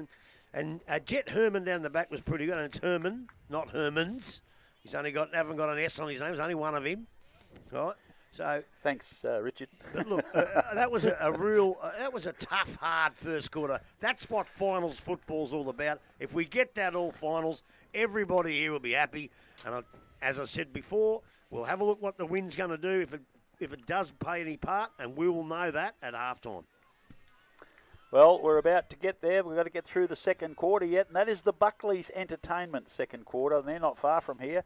Another major sponsor of the Geelong and District Football Netball League, and we might even sneak over there for an ale and a feed at the end of the day's play, Grub. See how we go. Yeah. But, Is it paid for? Here we go. Okay, we're in the middle of the ground. Dale Smith, the preeminent caller of local football, The what? former Geelong champion. Take us away, son. Preeminent call. You shouldn't go bagging your co-workers.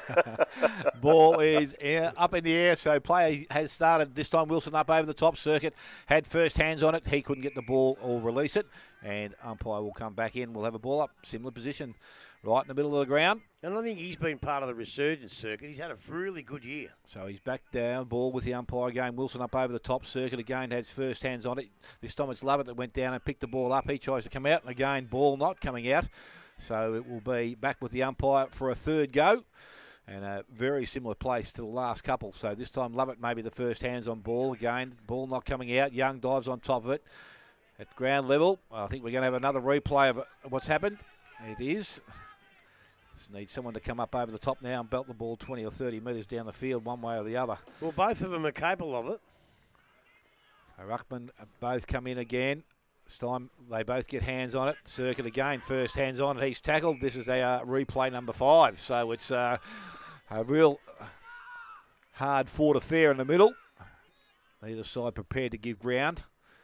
Umpire with the ball again. This time over the top. Circuit again. First hands on it. Goes towards Young. He'll be able to put boot to ball. Goes quickly into their forward line. Grundle in best position. He read that nicely off the boot. Takes the mark and can go back and kick the goal. Geez, after all those replays and that was a magnificent tap out by Big Poodle Wilson. Hit circuit right on the chest going towards goal. Lovely tap out. So Dalton Grundle to have a look at his first goal of the afternoon from about 30 metres out. Comes in now. Oh, steady approach at goal. kicks ball on the way, and umpire has hardly moved. It is straight through the middle. He gets his first of the afternoon, and the third for Inverleigh. They move to 3-3. Bell Post Hill are 3 behinds. 2 minutes gone. Buckley's Entertainment second quarter scoreboard. And they really need him to fire today. Look, a few of them told me, and even you, Smitty, and his dad said his form's been okay, but the games that we've seen, he's been down. So if he can take marks and kick goals, then Inverleigh are well on their way. And I'll tell you what, I don't care which way the wind's going. When you haven't kicked a goal and it's 2 minutes into the second quarter, Bell Post Hill need one dearly here just to get on the board. Certainly do. Ball back in the middle once again. This time it was Lovett that got the hands on the ball. It's not coming from the middle again. Young got it, got the handball away onto the hands of Love. Kicked it quickly to Hussey. Hussey handballs back inside, went looking for Wilson. That was a good clean pickup. Dribbles one into the half-forward line, escapes a couple, gets out the back. Flacavento runs onto it now. He's kicked off the side of the boot and will land just inside the field of play. Oh, it's not deliberate. Oh, turn it up, mate. He didn't mean to kick it there. No, that's a terrible one. I reckon it is too. So the ball quickly goes back inside. The boundary umpires. Technically, he's responsible for keeping the ball in play, so everything's stopped now. Can't blame a skill error. The boundary umpire said it's landing the field of play. He doesn't realise the other umpires called it deliberate. Aha, now we've got it. Now, so we'll go back and Hussey will have another kick. That's what I reckon will happen. Yeah, it has to. Righto. So now we've got ball back with the right player and we're in the right position. I hope that doesn't go out of bounds because that might be deliberate also. But it's been touched by Buck, so that's okay. So it's okay for the umpire. I hate the interpretation of the rule. That was shocking. That's a stupid interpretation because you have skill errors, especially at our level of football. Someone's got to wake up to that. So umpire throws the ball back in quickly this time. Dixon's doing the ruck work. Also Barton there. Picked up Tycoon, got the handball away. Went back towards Sable. Runs, carries. He's tackled. Ball comes out. Yes, that was a good, strong tackle. Free kick will go to Mason Dixon. They put a bit of pressure on there. Looked to go on his left boot. Not too sure why he'd leaves the left, but it's a nice kick into the full forward position. Grundle, strength, takes a mark, and he can go back and kick it. He's second of the quarter. Oh, that was strong. So Dalton Grundle now from a very Gettle position, 20 metres out directly in front. Kicked the last one from a further out, can have his second of the quarter and the fourth for Inverleigh, which will really stretch the margin. Grub, they wanted this next one, Bell Post Hill. They're not going to get it, and he has just missed it. So he has 1-1 for the quarter, and Inverleigh now to 3-4. 3 behind Bell Post Hill, 4.5 gone. Buckley's Entertainment Centre, second quarter scoreboard. He's got a funny kicking style, hasn't he, Dalton? Yeah. Basically, with the ball for Bell Post Hill in the back pocket, they really have their back to the wall. They need to get something going. Herman, the singular, kicks it pretty well. His teammate there completely botched that up was Flacavento, who's had a bad few minutes on Grundle and trying to take that mark, and the ball will be thrown in. Looking for a kick. You're kidding me! If they're going to pay that one deliberate, they have to pay that one. He's smacked it over the boundary line. Anyway, it's Lovett who palms it down to Sable. Sable's trying to get his hand on the ball. The boundary umpire will get there first again. Over the line it is. We'll have a secondary throw in. Running down their way because they thought, well, that's got to be deliberate, and they had to come back again. So we've got to throw in Lovett and Wilson. Lovett's got front position, gets a hand to it, looking again for Sable, slapped forward for Bell Post Hill. That's Whitney there trying to run on the ball. He can't get it. Inverleigh's tackled quickly there was Mays. He's dragged to the ground. That was Condi, actually. Now it comes out to Bell Post Hill. This time it's Skoronski. Kicks long and low into the forward line. That was a sort of a half effort there from Will Ford to Alford. He hand passes quickly back to Cations. He can't control it. Whitney tries a little pressure on. Violet's in there defending hard for Inverleigh. The umpire says, I will have a piece of that. Thank you. 30 metres out from the goal, 45-degree angle, will have a ball up. Bell Post Hill in attack, desperately needing a goal. They're trailing by 19 points, 6 minutes into the Buckley's Entertainment second quarter. Yates goes up for the hit out, has a second whack at it, still can't clear the pack. Comes out of the back of the pack. Adam Costello's got it. He can pass to his brother Nick, kicks across his body, but that is a wild, wild attempt. Through for one behind only. They're fourth for the afternoon. 4 behinds plays 3-4-22. Inverleigh with the ball in the back line. That looks like Templeton who has it. He's been a very solid player for them all year again in defence. And he's kicked long and low looking for Tyke when he's in front position. Punched away from him. Whitney picks up the crumb. Hand passes quickly inside there to a teammate there in Jones. He hand passes backwards to Skoronsky. Takes a bounce while standing on the spot like a basketballer. Kicks long into the forward line. Yates can't get the mark. Costello hand passes back into play, but Inverleigh defenders on it. Grab it, roll it over the boundary line.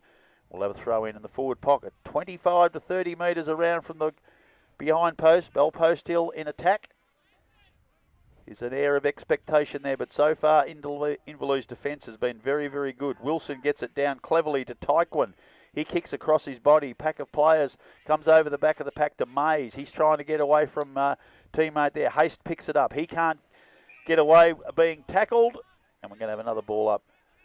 Centre wing, slightly Bell Post Hill side of the ground. Players milling around the ball again.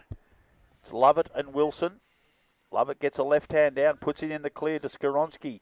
He hand passes inside to James, evades a tackle, gets onto that trusty right foot, evades another tackle, kicks long into the forward pocket.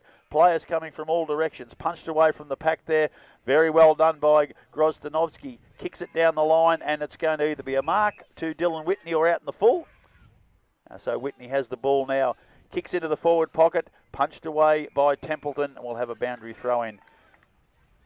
In the forward pocket, good desperate play there from both sides. Bell Post Hill desperate for a goal. It wasn't a good kick going back to the Baron. I thought he might have just centred that and given him a bit more of an avenue of attack.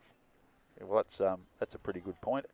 The ball is tapped away by Wilson, but Bell Post Hill have picked up the crumb. Inverleigh desperately trying to get it. It's Jared Young who escorts it over the line. And yet another throw in.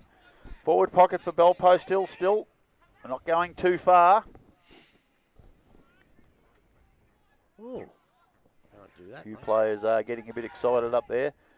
Wilson misses it as he takes a big swipe. Lovett gets a second go at. He can't hold it. Whitney hand passes wide, releases Quinn. He throws it to Adam Costello, and a quick kick from him out on the full.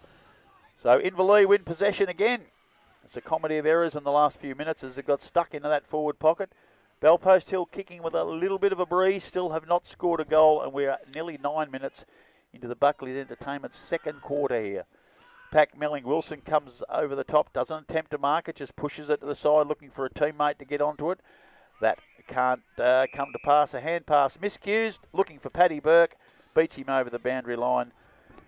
Boundary throw in between the two coaches' boxes. There's a desperate attempt to get players off the interchange while the ball's this side of the ground. Thrown back in. That's a good tap out by Lovett. He gets it out to Bryans. Bryans hand passes inside to Harmer. Quick kick from him. Away to the left-hand side. The fifth behind the Bell Post Hill as we approach the 10-minute mark of the second quarter. The Buckley's Entertainment second quarter, 5 plays 22. Got to be real careful here, real wary, because how many times you see it stay up there for 5 or 10 minutes and all of a sudden come back, they can't score, and they come back and get a goal the other way. Templeton brings the ball back in, goes out wide. The mark has been taken out there. Love, I think it is, on that far side of the ground, and he's just on the 50-metre line there. Called a play on there by the umpire. Kicks around the body and goes towards the centre wing in front. Good hands up there. Wilson got the handball back inside. Running player there. Finn O'Keefe, he goes back towards their centre half forward position. Barton going back with the fly of the ball. Didn't take his eyes off it. Got the handball away into the hands of Whitney. Whitney goes out wide. We'll have his teammate out there, and James will take the mark. Looks to give the handball. Never really intended to. Goes back inside with the kick. Had to be good and was, because the mark has been taken out there by Andrews. He did that nicely, the young fellow. Took the mark, hit the ground pretty heavily, but he's up on his feet, which is good. And he now delivers the ball across the ground. Goes back to Quinn. Some base by himself. Skronsky now. He's been one of Bell Post Hill better ball users today. So Skronsky now looking to go into their half-forward line. He rave him up, and then he kicks a poor one. Ball goes towards the centre wing, picked up there by Lovett, threw it out to Ford. Ford puts boot to ball. That's a barrel going into the forward line, coming out, but reading it nicely. Mark wasn't taken there by Grozdanovsky. Was able to go back and collect it. Kick comes back, goes to Harmer. Harmer out the back into the hands of Sable. Sable, quick kick into the forward line. Goes towards Flacavento. He stayed on his feet and did that pretty nicely. Yates bowls a player over. Flacavento got his ball out towards Skoronski. Skoronski gets a handball back inside to Harmer on his right boot, but he goes back to Lovett. Lovett goes back by hand to Sable. He's not too sure what he wants to do. Hope that's touched. The umpire might call that deliberate too. Has he? No, he hasn't, thank God. And that will be a throw-in which will take place in the half-forward line for Belpost Hill. Some unusual skill errors today from Belpost Hill, Grubby. They're sort of all over the ground. Especially Sable. He's done it 2 or 3 times, but he's missed a lot of footy. It's just rust. It'll come good. He will come good. So the ball now thrown back in by the umpire. Wilson gets to the front position. Skronsi tried to work his way through, but it was Yates that won possession of the ball. His quick kick around the body went back into their half-forward line. Over the boundary line, umpire says, let's throw it in. Another good call by the umpire. So about 30 metres around from the behind post. Belpost Hill still in their attacking end of the ground. Thrown back in. Too sure that was a great throw in by the umpire. Umpire's given a free kick. He finally has seen Jared Young hanging on to Dylan Whitney. Grubby, you called it many times. Well, the umpires pinged him that time. Well, look, you like to see the really good players get a fair playing field. And if you're getting held on to, then you should get that free kick. I've got no problems with that. So Dylan Whitney now with their first real opportunity, I would think, to score a goal. A set shot. Haven't had too many of them. Not on his right side, though, is it? No. But he knows this ground. He has kicked that goal. He's not going to bring it round enough, and through for another minor score. So 6 behinds to Belpost Hill, 3-4 Inverleigh. 13 minutes gone. Buckley's Entertainment second quarter scoreboard. So Inverleigh's Templeton brings the ball back into play. He's looking for options. Alford goes up one-handed. Young gets it back to Alford with a handball. He's tackled immediately, loses possession. Belpost Hill, quick kick, finds Sable. Sable now, it's a lovely looking drop punt into the attacking area, punched away. Jared Love picks up the ball. He can't quite handle it. Grozdanovsky comes through, trying to burst through the pack. That was Dan that time. He can't get it away.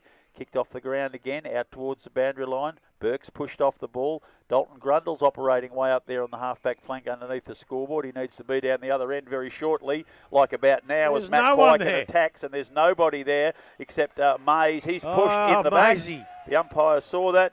Jared Andrews was probably forced to do that because there wasn't much else. That's a very poor kick again by Mays. He's 4th in a row, and Dixon had made good position, but he's kicked it straight to Caleb Baseley and relieved the pressure. Very good job by young Haste to get it away from Herman there. Comes back to Staggart. He hand passes and releases Sable. Sable gets it out wide to Jordan Flacavento. He's tackled immediately that he gets hold of the ball, and it's gone a bit forward, but it is going to be out of bounds. We'll have a throw in. Far side of the ground. Sorry, that was Nick Flacavento that had the ball before. Jordan's up the other end. So the ball's thrown in. Now it's Barton and Dixon. Barton gets most of that over the back of the pack. No player can get free. Burke hand passes to a teammate who hand passes further back, looking for another one. And coming off the back there was Circuit. Billy Cations, is it? He kicks further down and finds Hussey. Hussey gets it out to Mays. He can't get away. Andrews giving him a lot of attention. Bile comes in and tackles Andrews. And the ball is going to be thrown up right on the 50-metre arc. Inverleigh in attack. They lead 3-4-22. Belpost Hill 6 straight behinds. And we're 15 minutes into the Buckley's Entertainment second quarter. Barton does very well. Gets it over the back, but sharking it is Finn O'Keefe. Ooh. He's tackled immediately, and the umpire said, you should have got rid of it. I don't know how the hell he was going to do that, but Yates has got the kick. Yates gets it across to Quinn, and he does a very good job to pull in a one-hand mark when it looked like the kick wasn't going to favour him at all. So Quinn now kicks and finds Barton on the centre wing. He's got no one on the mark, plays on immediately, a drop punt, but that's a poor one because it's landed right with Dan Grozdanovsky. He kicks in the middle of the ground looking for Burke, and that's a good strong mark. Oh, I thought it was a good strong mark. The umpire didn't pay it. Herman has had it for a long time. The umpire said too long. And that's Condi who's going to take a free kick for Inverleigh against Harmer. And Harmer's been sent off with blood rule. So Harmer's running to the... Was it he the one that got caught? Yeah, he was. Yeah. So a bit of claret leaking out of him. Nick Costello comes down to stand the mark, waiting for that player to be replaced. And it's Nick Flacavento runs back onto the ground now. Jordan, sorry. Got it mixed up again. Righto, we got Condi. He's got the ball back in the middle of the ground for Inverleigh. He's about to put them into attack. Long, low drop punt into the forward line looking for Grundle. That's a really strong mark in front of his opponent there. Grundle, that's a poor dribbly kick into the forward line. Hand pass comes out to Jared Young. He gets across to Haste. Haste is Haste in his kick. Pops it up into a good spot. Punched away. Coming through is O'Keefe. Can't quite control the ball. He's tackled. Dalton Grundle gets it. He's tackled from both sides. Ball's dispossessed. Comes out to Ryan Robertson. He's tackled immediately. Throws it out. The umpire said you had it too long, son. And Jack Yates, the captain of the Bell Post Hill team, will be the recipient of a free kick. His side trailing 6-22, 17 minutes into the Buckley's Entertainment second quarter. Here at Concept Oval, St Albans. Yates finds a teammate in the far pocket. It's Bryans. He kicks down the line, and Matt James again on his own in the wide open spaces. Long, low, flat drop punt. Yates on his own in the middle of the ground. He hand passes to Bashley running past. Bashley kicks out wide. That's a delightful kick, and it finds Jones in the forward pocket. He gets it out to Skoronsky. Hand pass over the back to the running Jones. He goes on now. A quick kick across his body. Was rushed into it. Goes into the forward pocket, but coming out to take a mark is Mason Dixon, the ruckman who's worked his way back in defence and done a really, really good job to take that mark. Normally see him at centre half forward or chopping out in the ruck, but he's worked himself all the way back into the back line. That is a delightful kick. The umpire said you have, pushed him in the back. As I thought, and that's a free kick there to Quinn. Quinn kicks into the forward line, punched away from forward by Filet over the boundary line. Out of bounds. 6 plays 22, 18 minutes into the Buckley's Entertainment's second quarter. They haven't given forward a real opportunity, have they? No, They just got back and filled holes and done it nicely in Inverleigh. So the ball from the ruck contest, taken by Barton, kicks the ball, or just knocks the ball forward, runs back towards the boundary line, picked up by Whitney, goes back towards the goal square. Ball runs through the contest. Alfred's going to be the first one to arrive. He falls over. Now it's ball is sitting on underneath the ground. Who's going to pick the ball up? No one wants to pick it up. Umpire stands around the contest, waiting, and now we'll come in and have a ball up. So we're just forward pocket position. Bell Post Hill have had the ball down there a fair bit, but haven't been able to put too much pressure on the scoreboard. A bit of an opportunity here once again. Ball goes back towards Yates, round the body, goes back towards the goal square, goes across the face, and he can't buy a goal either. Through for another minor score. They have 7 minor scores. They are 7 points. They trail Inverleigh on 3-4. 20 minutes gone. Buckley's Entertainment Centre second quarter scoreboard. Templeton has the ball in the square for Inverleigh, looking to bring it in again. Now runs his full distance and kicks a horrible looking drop punt down. Gets through Dalton Grundle. Quick hand pass. Releases O'Keefe. It was Hussey actually. He gets it down. O'Keefe's running onto the ball now, but gets there first is Andrews. Andrews to Jones. Jones kicks back and finds Bashley, who's made position as he normally does as an avenue out for his defenders. And drop punt pass for him to his old buddy Nick Costello. Far side of the ground. Underneath the scoreboard showing 7-22. Coming up to the 20-minute mark of this second quarter. Costello's long drop punt. Players come over the back. It's Wilson who gets a fist to it. And over the boundary line it goes. We'll have a throw in at 50 metres round from Bell Post Hill's goal. They've had most of the play in recent times, but they just can't get a goal on the board. A few opportunities. But Inverleigh's defence, man on man, has been particularly strong. Wilson gets it over the back of the pack. Coming out quickly there, it was Yates. Hermans picks up the crumb. He kicks long into the goal square. Alford and Ford wrestling there. Alford does a really good job, punches it away from Ford, then releases in a quick kick, and that has to be deliberately out of bounds on form, but the umpire said no, it wasn't.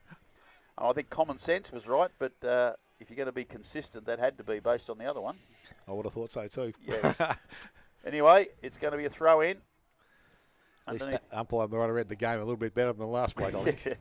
Just a different interpretation of the same ruling. So throw-in coming in. We're approaching the 21-minute mark here, so not a lot of time for Bellpost Hill to take advantage of this little bit of wind use. Kicked off the ground by Circuit, fortuitously into the back of someone over the boundary line for another throw-in. It's almost identical spot. They've flooded the back line, but does it stop them giving them a chance to kick goals themselves? Well, they are struggling. Comes over the back of the pack there to James. He hand passes, quick kick forward. Coming out there is Condi. He can't take the mark. Bellpost Hill's Whitney's grabbed it, tackled immediately by his blanket for the afternoon, Jared Young. And no one's going anywhere, and we'll have a ball up about 40 metres out from Bellpost Hill goal. Wilson over the top, gets it down. Young picks the ball up, can't break free. Players jump on top of it again. We're going to have another one. This is exactly how Inverleigh would want it at this stage, but they might be just happy to clam this second quarter up and wait till they get their crack at the wind in the third. If they can keep Bellpost Hill goalless in the first half, that would be a monstrous defensive effort on behalf of everyone. Wilson gets most of that down towards Grundle. He's kicked forward, punched away from Barton by Donahue very cleverly. Whitney's hand pass quickly across to James. He evades a tackle, throws it back towards Baseley, whose kick for once is very, very poor and out of bounds in front of the Bellpost Hill coach's box. Justin Tarr waving arms, encouraging his players to get into the right position. So we have another throw in now. Lovett and Wilson. Wilson falls over, still gets the tap out. Jared Young is tackled immediately and he will be penalised for incorrect disposal. Matt James will take the free kick. And knowing him, he'll want to play on very quickly, which he does now. Long, ugly-looking drop punt into the hot spot. Oh, and fortuitously, it lands in the arms of, is it Sam Harmer? Willie Kerrins. Will Kerrins, who we haven't called much this afternoon, has got that. Those haircuts, body size is very similar, but Kerrins has got a few less tattoos now that I look closely. I was going to say, they could go in at no goals for the first half and only be 16 points, 17 points down and still win a game. So very easily. This goal's the handiest goal you'll see in a long, long time. So Kerrins directly in front and the goal umpire has not moved. The first for the afternoon for Bellpost Hill, and they are excited as a group. They all run to Kerrins to give him a pat on the back, and all of a sudden this game's closed up. 1 goal, 7-13.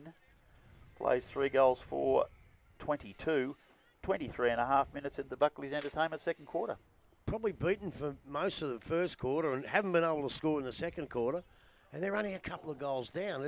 It's worked out pretty well for Bellpost Hill as long as they can, who knows, kick another goal this quarter and play a good third quarter. And they've gone from chocolates to boiled lollies, haven't they? They've had one more scoring shot. And yeah. If Maisie kicks those threes he should have missed, they're 4 goals down. So back in the middle we go once again. Ball from the middle of the contest. Going to be picked up there by Tyquin. Looks, goes on the right boot, back towards their half-forward line, basically. Read that okay, but it's out to Finn O'Keefe, who picks the ball up, looking at his options now, decides to take a bounce and decides to go long into their forward line. Ball gets out the back. Donahue put his hand on it, goes towards Grundle. Just needs to put boot to it. Did he get there? I think he may have. I reckon he's got it. I reckon he's got his second of the quarter. He has. A quick reply from the Inverleigh side. 4-4. They now Inverleigh. They lead Bellpost Hill on 1-7.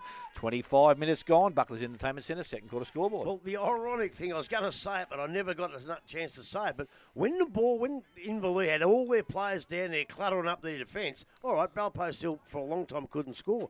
But Inverleigh gave themselves no chance of scoring when there's no one down there. As soon as the ball comes back in, you got 6 and 6 again. There's a chance you got players down there and they kick a goal. So, they've just nullified that goal out. Keep going like this and they can probably build a bigger lead. So back we go again. The ball from the ruck contest. Picked up this time, Love. Gets the handball out. Tyquin again. Emerges with it and goes back into their half-forward line. Dixon comes up. Takes the mark. So Dixon now is looking at his options further down the ground. Dalton Grundle's asked for it. The ball again goes low and flat in towards him now. Front position. Ball gets to the front of the contest. Picked up by Hussey. Looks. Handballs back inside. Missed Burke. Went to Grundle. He gets the handball away. Missed his target towards the goal square. Donahue was standing in the right spot. It went through his hands. Picked up by Sable. Got the handball outside. Now into the hands there of Andrews. He's looking for his options. I don't know what he's got further afield. Just kicks the ball long. Tyquin was there. Coming up was Flaccavento. Ball eludes them both. Harmer. He arrives. He tries to tap the ball. That was nicely done to Costello on the right boot. It goes back around the corner. Filet going back with the flight of the ball. Got support there from Templeton. He picks the handball up and goes inside. And the ball now goes back towards Filet. He didn't take the ball cleanly, and Kieran's ran onto it. Jones was taken from his feet. Ball sits underneath the contest. Umpire says, what have we seen? A high tackle or something, because he's seen it from... High tackle to Filet. So Jack Filet will emerge with the football at the centre-half back position. Short kick goes outside. Mark will take it out there. Love handballs back inside to Cations on the run. His kick goes into their half-forward line. Coming up again, Dalton Grundle, and takes the mark. Going towards Dixon. Got him on the run now. Gets him out the back. Donohue's there. That was a good mark. Beautiful Good, mark. strong mark. And he will go back and have a chance to kick his second goal of the afternoon. And from about 35, 40 metres out, almost directly in front, a great opportunity here for Adam Donohue. Well, I tell you what, there's been some good ones, but that's another contender for the Morris Finance Mark of the Day. I tell you, Dalton Grundle's got a good pair of hands too. That was a really strong mark. He took coming out as well under a lot of pressure. It helps when you got forwards who can catch like that. Well, he's done that 3 or 4 times. For the sheer fact is, when he gets in front, Jed Hermans is not quite strong enough to be able to stop him. So Donohue now approaches, comes in, kicks from about 40 metres out directly in front, low, flat, straight through the middle. Has his second of the afternoon and the fifth for Inverleigh. They are 5-4. Bellpost still 1-7. And we have gone almost 28 minutes. Buckley's Entertainment Centre, second quarter scoreboard. This is going to sound like the most stupidest thing you've ever heard in your life.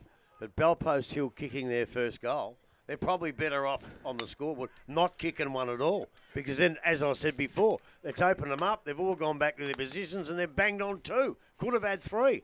And if they hadn't have kicked the goal and it stayed up there, they'd go in 2 goals down. They're going to go in 4 goals down. They're probably better off not kicking the bloody thing. Well, as it turned out, that might be the case. We're coming up towards half-time, 27.5 minutes. Wilson gets that down very cleverly to Love. Love's hand pass. He's tackled for a long time after the hand pass went. The umpire has played advantage, which I'm not quite sure about. Hussey overruns it now. The advantage is well gone.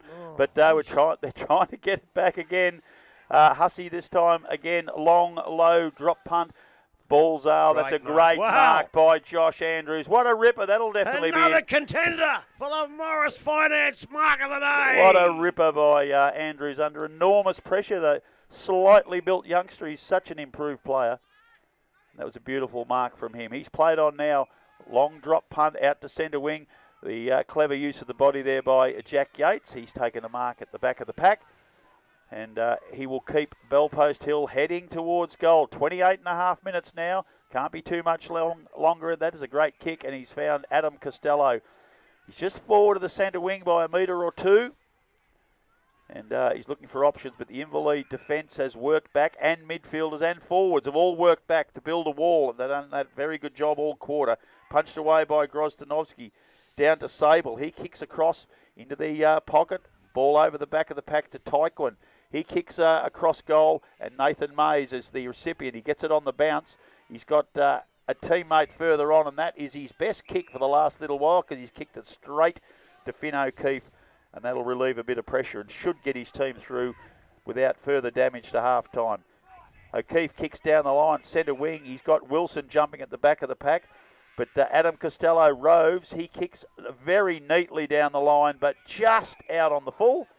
And it wasn't very neatly then, was it? Was it neat off the boot? Jared Love has the ball for Inverleigh. He kicks horribly down the line, but it's effective because Lockie Bile is marked on his chest. Just short of centre wing. Trying to mount an attack. I don't think he'll get forward enough before half-time. We're just approaching the 30-minute mark. So Bile kicks down the line as the siren sounds. 5-4-34 Inverleigh, Bellpost Hill 1-7-13. That's after the Buckley's Entertainment second quarter here at Concept Oval, St Albans. Goal kicker still half-time, Dale Smith. Yes, for the Inverleigh side, 2 each to Donohue and Dalton Grundle, and he got both of those in that one quarter. Hussey also has 1, and for Bellpost Hill, their solitary goal kicker is Will Kerrins. Take a short break, come back, and we'll go through everything that's happened here in the first half and look forward to another good second half of football. You're listening to 94.7 The Pulse, your home of local football.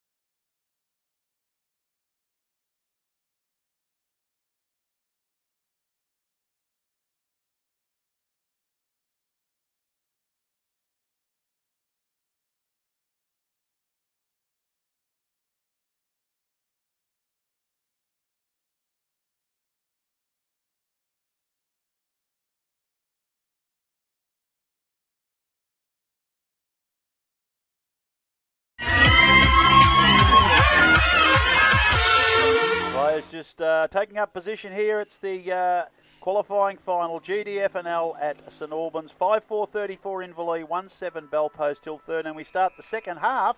Dale Smith, take us away. Yes, umpire with the ball in hand now, ball in the air. This time Wilson maybe gets the ball down, coming through. Herman tried to work his way through the contest. He was tackled quickly. Bryans coming through. Tackled quickly and brought to ground.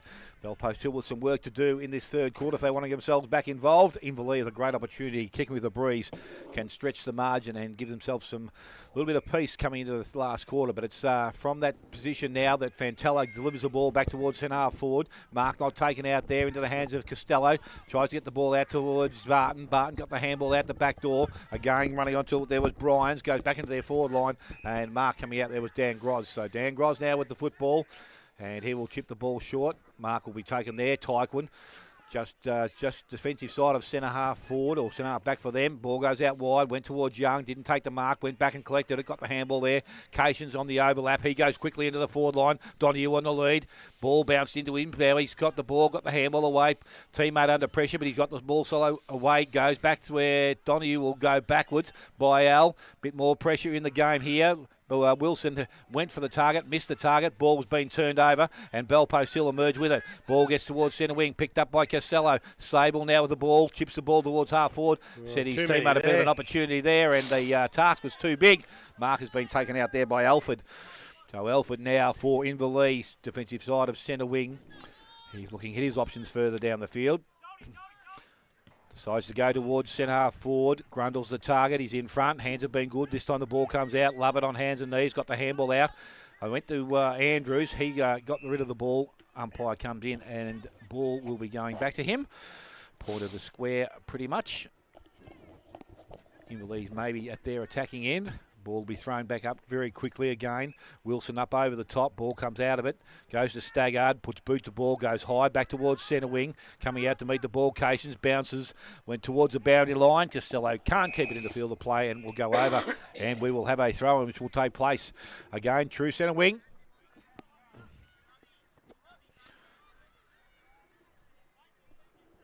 So umpire just waiting for the ruckman to get down there, but they're already there. Now he throws the ball back in.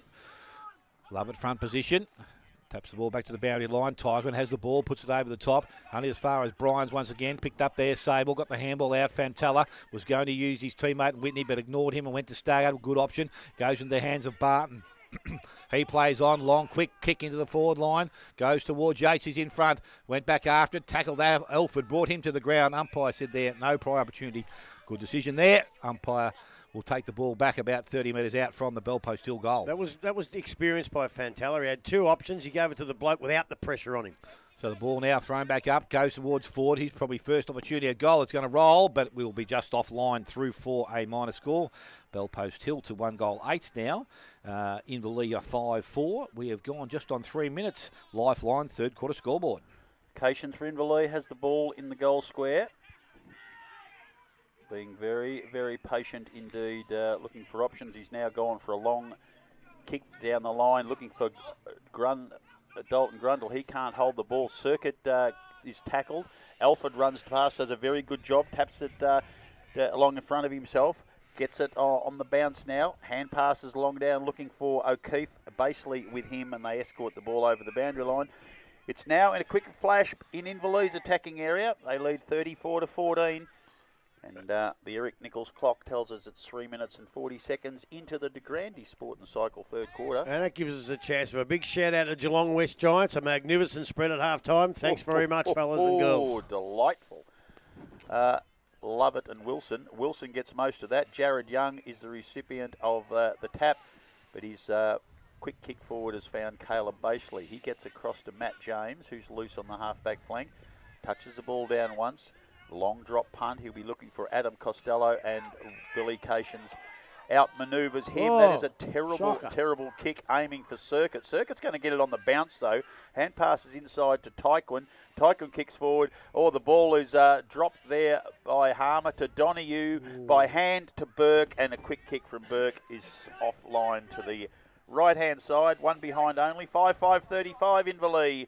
1-8 Bellpost Hill. We are 4.5 minutes into the De Grande Sport and Cycle third quarter. Here at St Albans, it's the Concept Oval this year. It's a vast, vast expanse of grass, and the sides have been using every square inch of it this Listen afternoon. to that idiot, would you? Vast, vast spans of grass. It's a bit of poetry for you, Poet Richard. laureate. Baseley for Bellpost Hill. Kicks out from fullback. Another long drop punt. Lands in a pack of players. It's Bellpost Hill who pick up a crumb. It's Andrews. He hand passes. Tackled immediately is his sling tackle. Sling tackle. Was a tad dangerous. Yeah. And it's Herman, the singular. Kicks out to the halfback flank in front of the scoreboard. 14-35 it says. Quick kick down the line, looking for Baseley. Can't Might find be out him. the full, I think. He escorts it over the line, and the umpire said, yes, out on the full it is. And Inverleigh will win back possession. It's going to be Jared Love who will take the kick.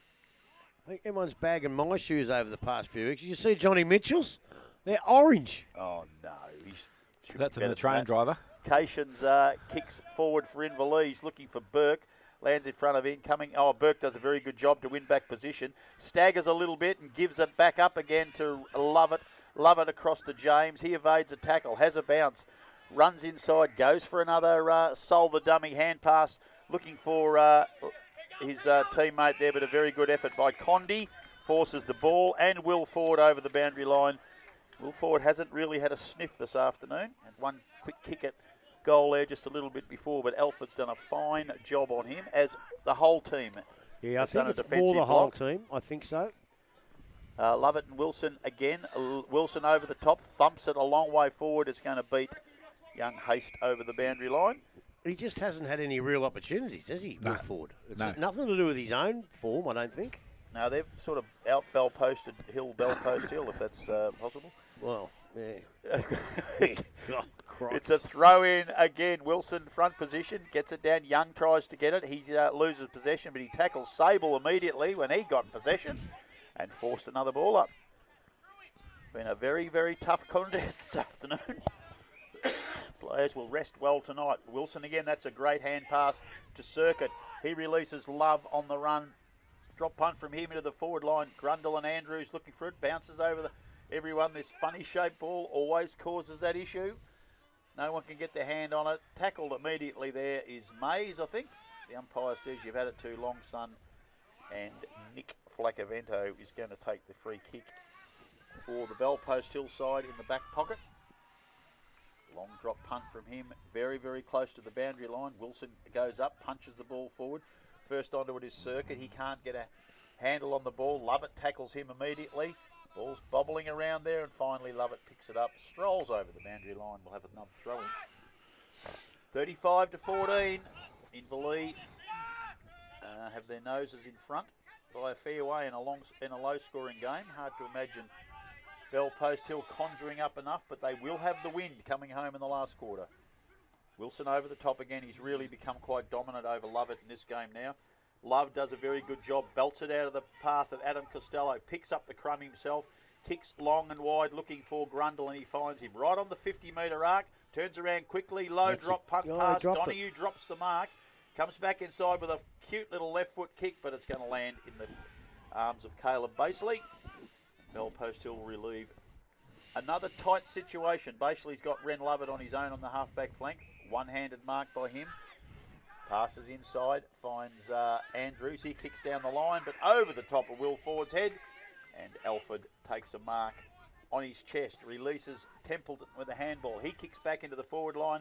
Lovett's in front position. Can't take the mark. Haste takes him on. Ball bounces off. Andrews picks it up. He kicks back. And that is Tim Barton coming out and taking an uncontested chest mark. He'll drive the Panthers back into attack again. No options available. He's just going to have to kick long. That's exactly what he's done. It's a bit of a 9-iron type looking for Ford. Over the back of the pack, Adam Costello. He can't get away. Hand passes to Ford. Ford back inside to Sable. Sable kicks quickly into the hot spot. Players coming out desperately trying to get it. That's tackled very, very quickly there. Too high, he's called. The umpire has given the Bellpost Hill player, I think it's Skronsky, and I'm not quite sure about the decision, just quietly either. I didn't think it was high. No, if he had paid a dangerous sling tackle, I thought that might be 50-50, but I just didn't think he had him high, that's all. I think That's what I would have gone for too, Grub. Skoronsky has it. The man on the mark is right on the 50, so he's going to be having to kick into the wind 55 metres to score. He'll be looking for something else, surely. So he's now looking for options right across the ground, and that's exactly where he's going. Back to centre half forward, lost a bit of ground to Herman, and Herman with a lovely little kick finds Adam Costello on his own. True centre half forward, 40 metres out, the man on the mark. And Adam Costello is going back very deliberately and will kick for goal. The only thing, he's going back deliberately, but he's going back with his back to the play. So you never do that. You always back so you can see if there's any leads forthcoming. So it's the junior Costello. 40 metres out directly in front. Billy boy. He'll actually kick from 45. Good, mate. Comes in now, very close to the man on the mark. Leaves the boot pretty well, fades across to the right. He got the distance comfortably, but he's off to the right-hand side. 1 goal, 9-15. Inverleigh 5-5, 35. 11 minutes into the DeGrande Sport and Cycle third quarter. So Templeton now will do the kicking in for Inverleigh. He looks like he's going to come clubber inside. Suits us down to the ground. Goes out long, looking towards Grundle. Ball gets out the back. Staggard's there. Grundle tries to kick the ball off the ground. Picked up by Dixon. Goes to the right boot. Goes round the body. Back towards centre wing. Good attack on the ball there. Flacavento couldn't quite trap it. He's got to work pretty hard. He's done that nicely. Allowed his teammates to turn up. Ball kicked off the ground. Ball runs back towards Hayes. He picks it up now. Leaves to get the handball out. Did so to Cations. Cations went back to Tyquin. Tyquin puts boot to ball. Didn't travel that far. Mark has been taken out there by Brian. He plays on and goes out wide. Costello. And this is Adam. Goes in the left boot. Goes short. Has player further afield in Jones. And on the true centre wing. Brings the ball back inside now into the hands of Baseley. So now basically he's going to go back outside again, so he goes back to Jones. So a little bit of possession football. That wind's got up a bit too, I think. Yep, another short kick, went over the top of his teammate there. And a Sable coming through. And was high. I thought Yates got his own teammate then. I think it was lucky that Robertson put his head down and the ball goes set to him by a free kick and he goes out wide, and we'll find Finn O'Keefe on centre wing on the far side of the ground. Going to bring the ball back in towards the centre half forward position. That's a great kick into the hands of Dixon. So he's now looking at his option. Again, he goes to the left boot. Donahue leads up at the ball. Coming up to meet the ball, though, was Flacavento. Attacked it nicely, went out wide, and he found Harmer. Harmer's got a player further afield in Jones. He goes now to him, and now he takes the mark. So this is where they've been able to get to, but Inverleigh have then had numbers back behind the ball and been able to hold them up pretty nicely. So Jones now, not too sure where he wants to go, so he goes straight down the line. Kick wasn't great. It's going to fall straight in the hands of Mick Groves, and he won't, I was going to say wouldn't let it down, but he did put it down. Picked up by Burke, got it out to Hussey. Hussey puts the boot back into the ball, goes back to their half-forward line. Ball hits the ground, picked up by O'Keefe. He's tackled, brought to ground, needs to get the ball out. Umpire said no prior opportunity there. We will have a ball up, which will take place.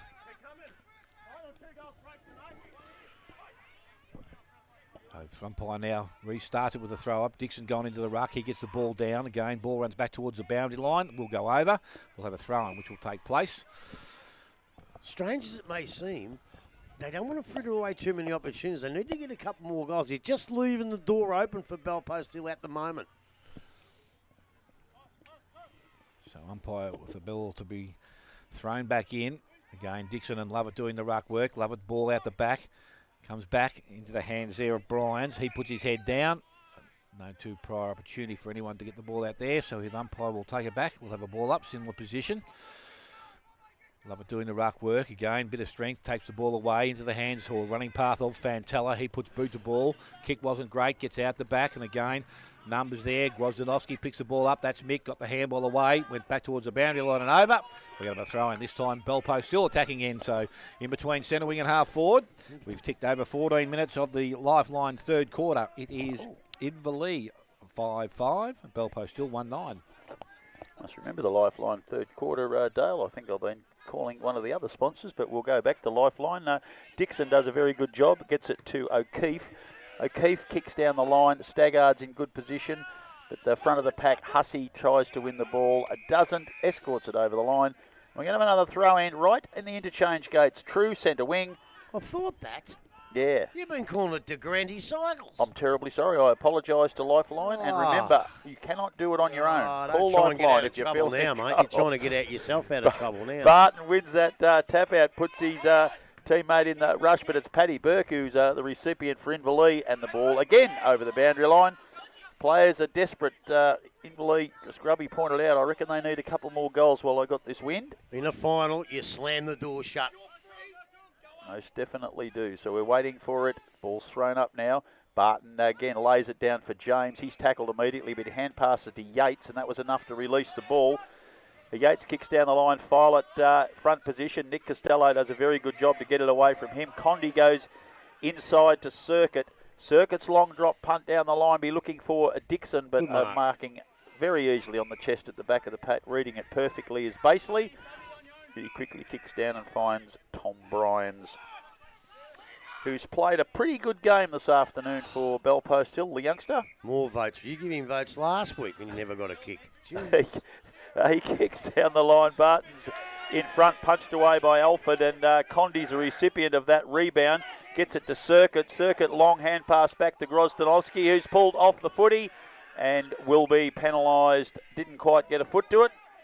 It's a pretty good tackle there by Will Kerins. Tell you what's pretty tough out there. It is indeed. So Kerins, drop punt into the forward line, coming across in front of the pack to take the mark is Filet.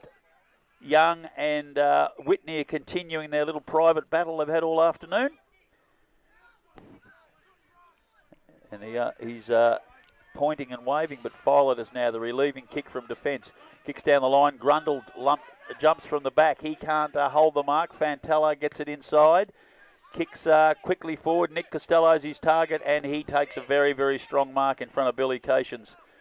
So Costello now hasn't seen a lot of it today, but can be very dangerous with limited opportunities. It's a neat little chip into the hot spot. Coming out, Jack Yates can't hold the ball after a big leap amongst some Inverleigh defenders. The umpire's come in again and said, let me have it. Jeez, he landed heavily, and that would hurt most people. It would. He'll just bounce Not up. Jack Yates. He's made of the right stuff, is Big Jack. So the ball's thrown up. Dixon and Barton. Barton just throws Dixon out of the way. Hand passes quickly, but to no one in particular. Adam Costello's tackled immediately when he picks up the crumb. Dylan Whitney gets it. No, it's Kerins. He's tackled immediately. Gets it to Bryans. He's tackled immediately. And no one's going anywhere. The umpires are working overtime today. Lots of ball ups, boundary throw-ins. This is a really tough contest here. Qualifying final, GDFNL. Punched out the back by Dixon. Barton is back in action. He can't get clear of the pack. Dylan Whitney hand passes out to no one in particular, but first there is Harmer. He's tackled immediately by Templeton. And yet another ball up. 20-point lead to Inverleigh, 35-15. We're coming up to 18 minutes in the Lifeline.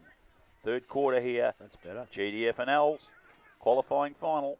So Ruckman go at it again. This time Barton brings the ball down, goes as far as Filet, got the ball out towards Circuit. Circuit goes to Love. Love now on the left boot, goes back into the middle of the ground looking for Grundle. He's in front. Ball tapped over the back. Andrews is with him. Gain the ground level. The numbers are with Bellpost still. Ball runs back. Basely left it behind. He's got support though. Flaccavento wasn't too far behind. He went back, picked the ball up, escaped, did that. Handball over the top. That was okay. Went outside looking for Quinn. Quinn goes across the goals, which will be dangerous because Flaccavento needs to make it good. He's in space and he's by himself. Transfers the play across the ground and then into the hands now of James. Nothing further afield, so he's got to run and carry. Cozzy would be the first option, but he's going to run and go a little bit deeper this time. Ford's got to be the target, got to get to the contest. Ball gets out the back. He's first to arrive with it, kicks the ball back in, went towards Costello. Ball gets out the back. Yates is there. Grozdanovski also. Grozdanovski did the right thing, went back, tapped the ball further afield. Cations kicks the ball off the ground.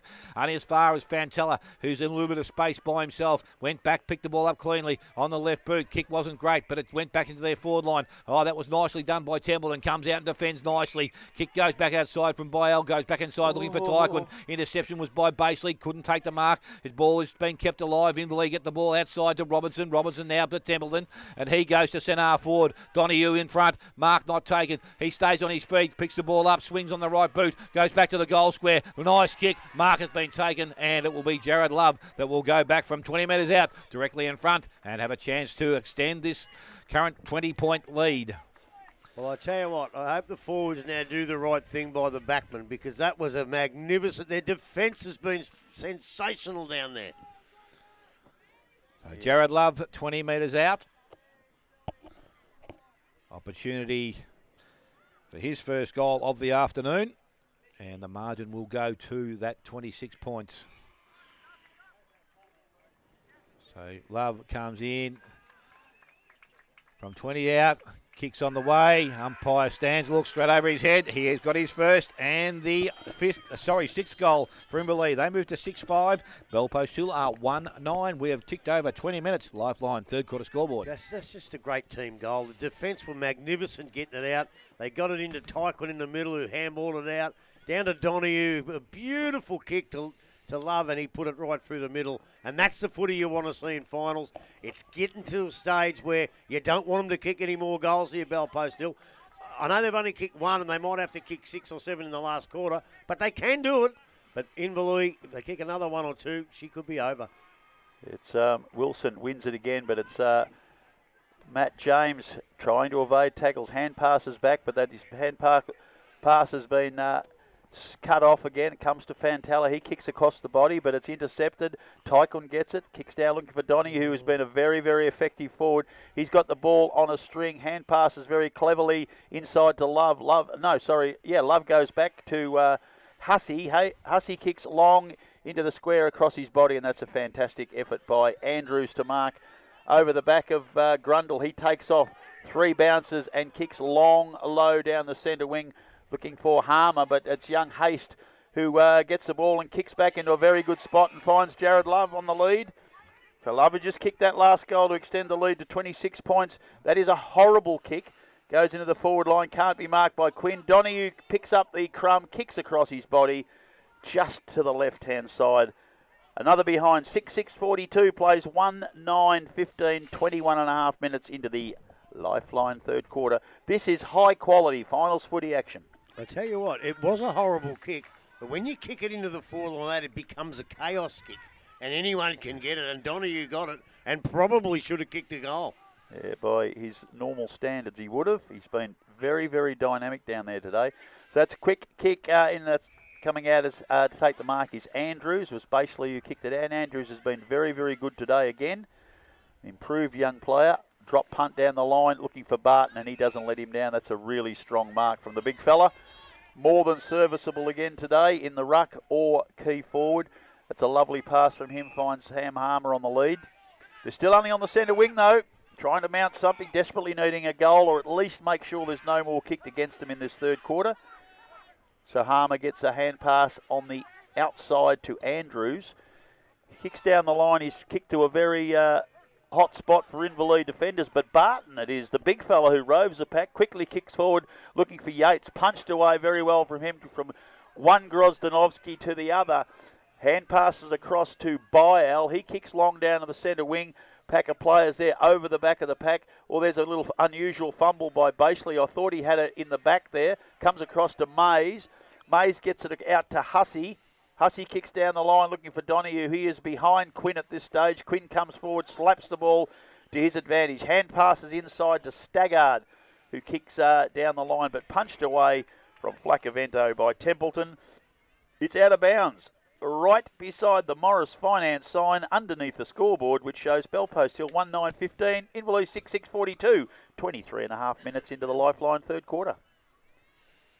So ball thrown back in this time. It's tapped out. Ball goes straight into the hands of Byal. Byal goes over the top. Templeton's been released now. Can't pick the ball up. Harmer runs onto the ball. Try to keep it in front of himself, but Love arrives and he's looking for some options now. On the left boot, goes short, and that's a nice little kick towards Young. He has found him. Young's called a play on now by the umpire. He goes into their forward line. Donahue's got to be the target. He's out in front. That's a good pair of hands, and he has taken the mark. Outside 50, too far to score. So he'll need to look at his next option going into the half forward line or deeper. Mays makes a move now, goes towards Grundle at centre forward. Good lead, good kick. Good and everything. He can go back now and have a look at his third goal of the afternoon and put this game out to a pretty solid margin for Inverleigh. 6 goals they would need to win in the final quarter if he kicks this one straight. So Dalton Grundle with an opportunity for his third. Comes That's only in. if Inverleigh don't kick another one. That's it. They could do that. That looks pretty nice off the boot. Umpire says that is okay by him. He has his third and the 7th goal for Inverleigh. They are 7-6. Bellpost still remain on 1-9. 25 minutes gone. Lifeline, third quarter scoreboard. Well, I know you're going to disagree with this. You're going to disagree vehemently. Oh, I like that word. Well done. But Wilson's got on top of Big Ren Lovett. He haven't got the versatility. The ball's not coming into the forward line properly for Timmy Barton down there. And Ford's playing too far up the ground. Yes. Ford goes back. Put Lovett down if you have to. But I think it's time Timmy Barton had a run in the ruck because he's got the same versatility as Wilson's got. He hasn't. Wilson's become a very powerful part of this contest now. The longer it's gone on, he's really flexing his muscles, and he's got half of that. It's come down to Love. He kicks quickly across, but his kick's been intercepted by Skoronski. Quickly round on his right foot, punched away from Yates by Love, who followed up. Then Yates is trying very hard to keep the ball in front of him, kicks it off the ground, but he's landed it straight in the arms of Filet. Halfback flank. Man on the mark's right on the 50, a little bit beyond. The Filet now kicks down the centre wing, looking for a lead there. His teammate Biel can't hold the mark. Over the back of the pack, Skoronski's got it. He's forced a hand pass to Fantella. He can't control the ball. Inverleigh defence desperate there. Another hand pass out the back, but it's Fantella who's picked it up. He's been tackled immediately by Circuit. Love gets it out to, Mays gets it out to Love's kick down the line. Dixon can't hold the mark. Coming out very strongly there. Overruns the ball was Haste. Comes back inside. Lovett with a swinging hand pass gets it to Andrews. He kicks it in the middle of the ground. Harmer can't hold the mark. Love again gets it across to Taekwon. The umpire said too high. Too high, was it? I thought he might have pinged him for throwing it. But Jared Love is going to take the free kick. Almost in the centre of the ground. His side 27 points in front at this particular stage. Oh, sorry, no, it's more than that. It's 33. That's a kick down the line. Can't hold the mark there. Is Hussey. Donohue's tackled immediately, thrown to the ground. The umpire said, you had it too long, son, or disposed of it incorrectly. Disposed of it incorrectly because he didn't have it for very long at all. He did not. So it's Quinn who has the ball for Bellpost Hill. Short kick, and Ren Lovett takes the mark. As the siren for three-quarter time goes at the 27-minute mark of the Lifeline third quarter, Inverleigh 7-6-48, Bellpost Hill 1-9-15. Dale Smith, give us some goal kickers. Yes, goal kickers at this stage of the game. We have for Inverleigh, Grundle with 3, 2 to Donohue, 1 each to Jared Love and Hussey. And the solitary goal kicker for Bellpost Hill remains with Will Kerrins. Going to take a short break, come back, final caller action. Not too far away. You're listening to 94.7 The Pulse, your home of local football.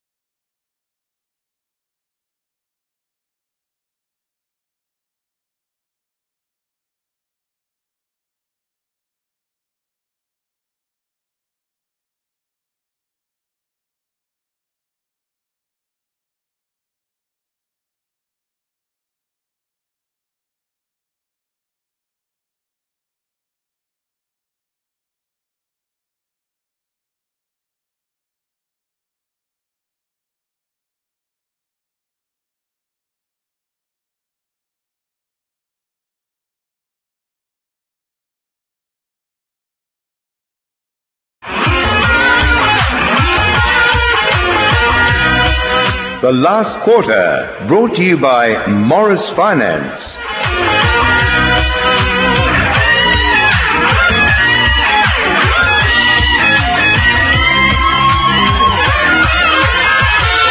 Well, we were set up for a big game and it's provided us with that. The scoreboard's got a bit of a break now, but geez, it's been an entertaining and typical fierce finals battle. Grubby-cations, how do you see the last 30 minutes of the qualifying final go with a strong win favouring the City Hen? Bell Post Hill have use of it. Well, let's firstly talk about the first three quarters, and I thought it was pretty classy early, but then they just going in that hard, and the pressure was that much that the footy became a little bit scrambly. And I still think to this minute that the disposal of Inverleigh today has kept them in good stead, and that's one of the reasons that they've got their 5 or 6 goal lead, because they're just Bell Post Hill are renowned for their chip kicking and their disposal, and they've just been putting themselves under a little bit of pressure, and their kicks haven't been great. But what I noticed on the other side of the ground, there's a couple of handballs that were little floaters. And in a pressure game like this, it gives the opposition time to get there and nullify possession. And that's what they've been doing. And then when they get it themselves, they've been able to hit blokes on the chest all the way up and down the ground. But look, I know they've only kicked 1 goal, and I know that Inverleigh are a fair way in front, but it just doesn't look that so much on field. I still think there's a chance if they can get a couple early, they're not out. They almost closed the door on them, Inverleigh, but maybe just left a tiny little bit ajar if they can get some run going and kick a couple early. I thought for Bell Post Hill, I thought Flaccavento was okay. James is still trying pretty hard and getting a bit of the ball, but not quite disposing of it like he normally does. Yates is in there trying pretty hard. Andrews was good that quarter. Fantalla's playing a pretty good game. And Skoronsky, I thought he's played a pretty good game too. When you look down the list of Inverleigh, gee, there's a lot more. I thought Tyquin come good that quarter. Donohue's still dangerous down there. I thought Jaron Young done a pretty good job. He's doing a good job on Whitney. On Whitney, but he also got a bit of the ball that quarter himself. Jared Love was good. Wilson was good again. Dixon I liked. Huzzy's still in there. Grundle played a fantastic quarter. He's had a really good game, Dalton Grundle. And then I've the last on the team list. There's 5 of them. Violet, Grozanowski, Templeton, Alford. All in a line, and they're together on the team sheet, and they're together out on the ground too. They did a fantastic job that quarter. Grubby, I've seen something that's a little bit un-Inverleigh like. To me, they've got stars and they're classy and all that, but I reckon they're focused today on team defence, across the ground defence. They have been outstanding. There must be a parrot in there. There must be an echo in it. Didn't I just say that? Well, I'm just saying that you're a very wise man. Yeah, well, a lot of people that disagree with you. I'm just really taken by it. I think they've been magnificent. Yeah, they have. And I think we saw a lot of times at Bell Post Hill, when the ball hits the ground, you've got the Costellos and you've got those little blokes that pick the Whitneys. They get the ball and they get goals. But today, when the ball's hit the ground up down there, there's been 3 and 4 and 5 defenders. And not only do they scramble the ball out, then they give off a good handball, a beautiful kick, and it drives them down the ground. And you're right, they've been fantastic, and we might send them all to the Hotham Hotel. It could be like that, a feast. A dinner for 5 or 6 tonight instead of 2. I wonder if Darryl Jarvis would go for that.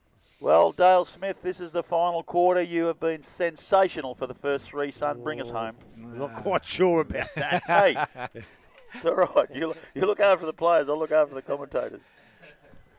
And Jules, you've done a good job too.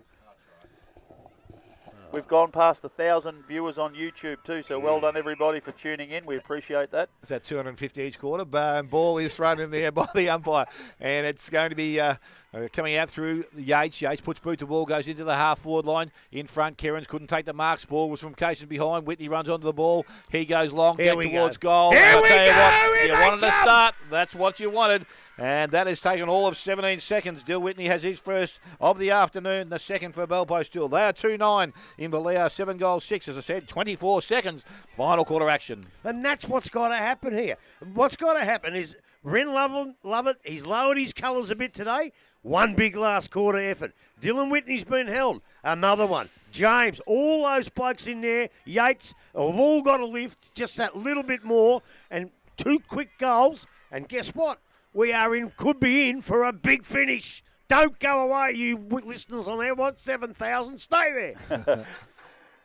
Back in the middle we go. This time Whitney charges in, tries to take the ball. Lovett goes out wide, ends up in the hands of James now. And he runs, carries, handballs back inside. Skronski wants to get back on his left foot, goes that way. Kick goes short, and Costello has taken a mark. So he can go back and shoot for goal. So it's good swing there. I see Basely's gone forward too, so that's interesting. But it's Adam Costello. Again, he has not been able to... We had the scoreboard. He's had one behind. He's got an opportunity here to kick his first goal. And the second for Bell Post still within a couple of minutes in the last quarter. So Adam Costello now comes in.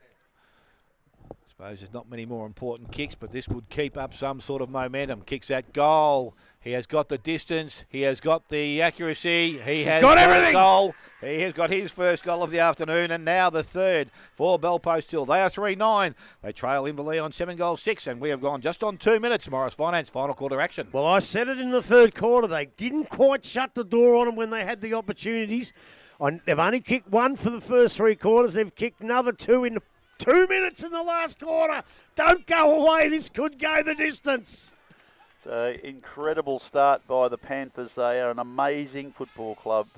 Brilliantly coached and managed. They have a philosophy they've stuck with for years, and it's going to be pushed all the way through this last quarter. There's no doubt about that. Inverleigh need to answer. They need to get it down the other end and answer this goal quickly. Lovett has won another tap out. Whitney again tried to get it.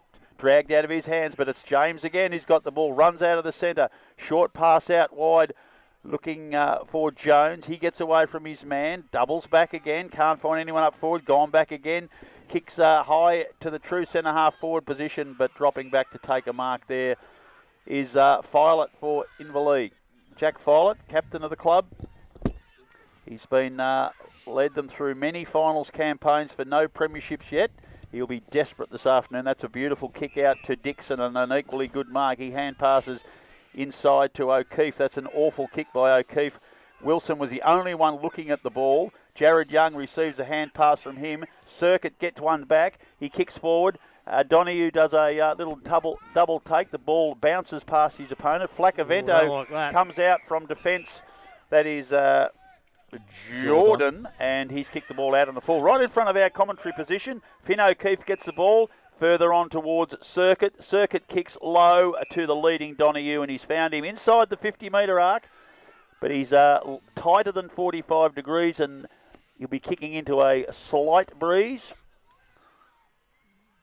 Well, it might be a little bit more than slight even. So Donahue now will be looking to get to the hot spot, I reckon. That's exactly what he's done. Dropped it up looking for Hussey. He can't take the mark. Adam Costello picks up a crumb. He gets it forward.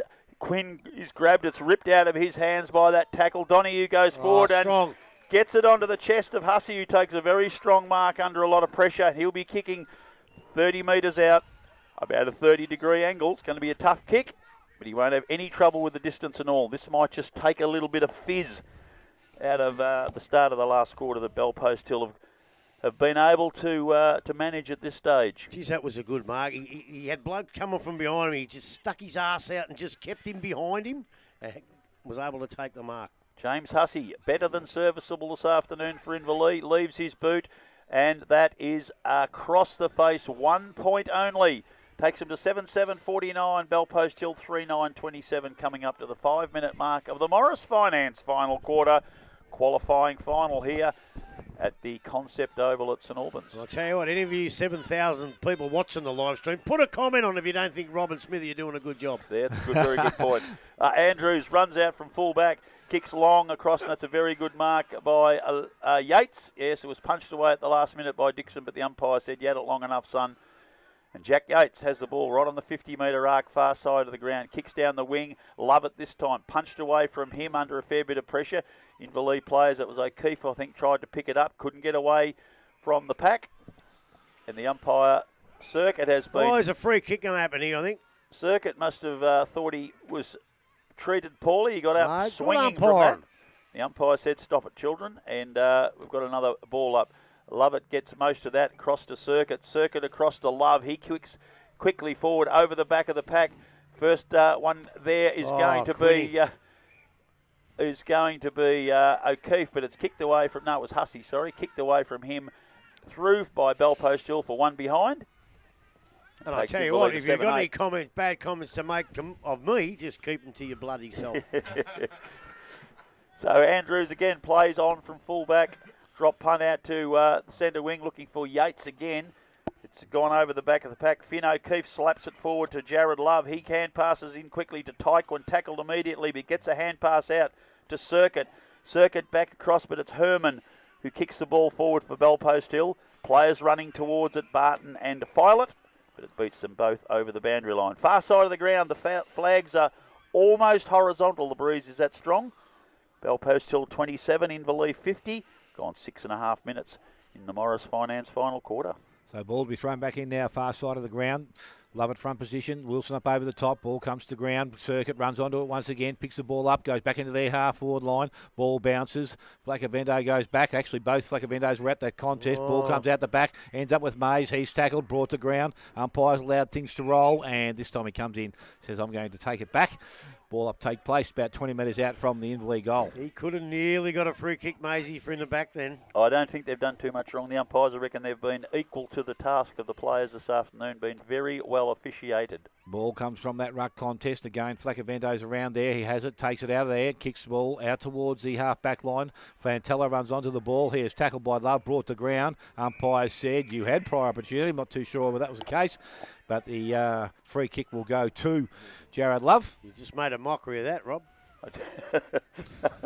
I'm not sure. He might have been doing the old hit himself on the chest like a gorilla, pretending to hand pass it away. Yeah, but you're allowed to do that. So the ball now with Love. He goes long, back into the goal square. Mason dicks yes, up over the top. Couldn't take it. Ball at ground level. Comes out, picked up Mays. Once again, left boot. Goes back towards goal.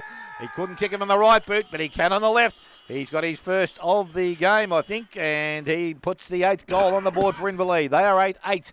They lead Bellpost Hill 3-9. We have gone just over 8 minutes. Morris Finance final quarter scoreboard. Tell you what, I had the enthusiasm up when Bellpost Hill kicked those goals, but that put a bit of damper on. It's going to be terribly hard to come back, but we've all known them. We've known the dynasty. We've known the players all over the years of Bellpost Hill. They won't give up trying because they'll keep running and keep coming at it. But, gee, it's a hard task now.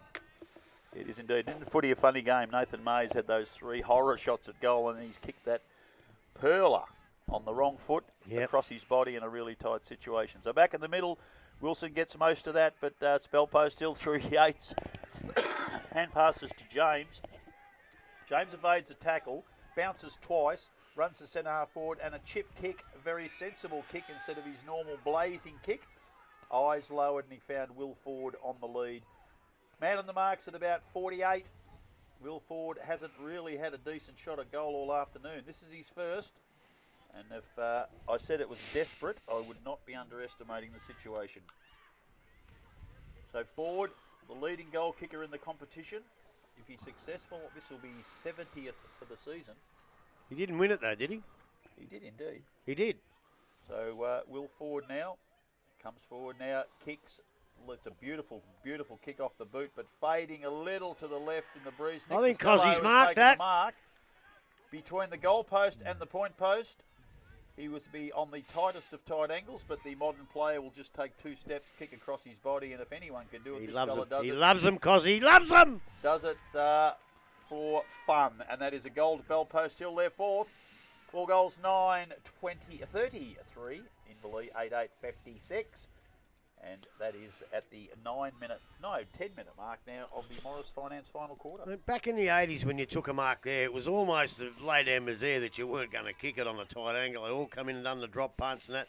But in today's game, and I don't always appeal to the today's game, there's some better things than some not. But when a bloke like Costello takes a mark there, you can put your glasses down because he'll kick 10 out of 10 of them with a run around and a bang. And that's what's happened in modern footy. And that's a good part of modern footy. So we're back in the middle once again. Margin just tightened up a little bit. Again, Bellpost Hill trying to get the ball out of the middle, but it's going to be Tyke and the handballs over the top. Only as far as Costello got through the contest, then gave the ball back again. Tycoon read it nicely, goes out wide to Love on the left boot. He delivers the ball, goes back towards the half-forward line. Leading in the race for the ball is going to be Dill Whitney on his left boot. Just needs to pick the ball up, got the handball back over the top. Went that to Herman. He broke the tackle, puts boot to ball, goes back towards this half-forward line. Barton had it, lost it. Wilson was there. He couldn't pick the ball up. Tycoon did so. Left it behind in the end. Love it over the top. Ball comes out. Fantella needs some options out the back. Went back towards Yates. Needs some other runners. He's got one inside, and they use it now, and it's Brian. He's got Saggart on the overlap, and he goes long into their half-forward line. Ford has got to be the target, but Alford did that nicely. Bit of body, and he goes out and takes the mark. Braid has He's done been it good. a few times, poor kicks. Yep, so now Alford goes out wide again. The kick a little bit slow through the air. Bryans was able to get there on the ball contest. Handball goes out the back for Costello, but he's already won a free kick. He will go back and put the ball into Bell Post Hill attacking end, I would think. So Bryans now out in front of the scoreboard here at St Albans. A little short chip. Again, the kick not great towards Ford.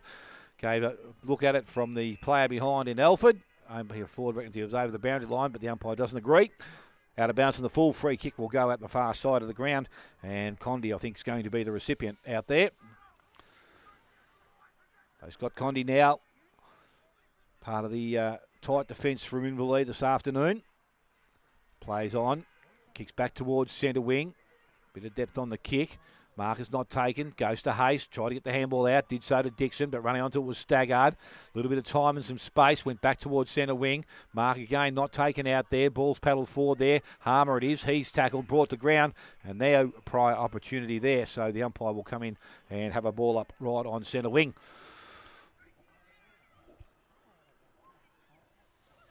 So Lovett already in position to take the ruck contest. Ball comes out of that ruck contest, picked up again. Herman through the contest, was legged. Umpire did see it. Yes. And we'll go back, free kick to Herman. Tackle started Comes back right. inside. Mark is taken out there. Fantella, Donahue arrives, but now the option across the ground is Quinn. Further afield, he's got Jones. If he sees him, he hasn't used him yet, but he gets short up over the top, slow through the air, but will be okay because Yates comes at it and marks. Now, Quinn's got to go back to Donahue shortly. So the run now goes and long, and the ball goes from Andrews. Again, the kick wasn't great. Ford come out, had a good crack at it, but couldn't take the mark. Ball comes out, goes towards Wilson. Handball's up over the top, has Cajuns now.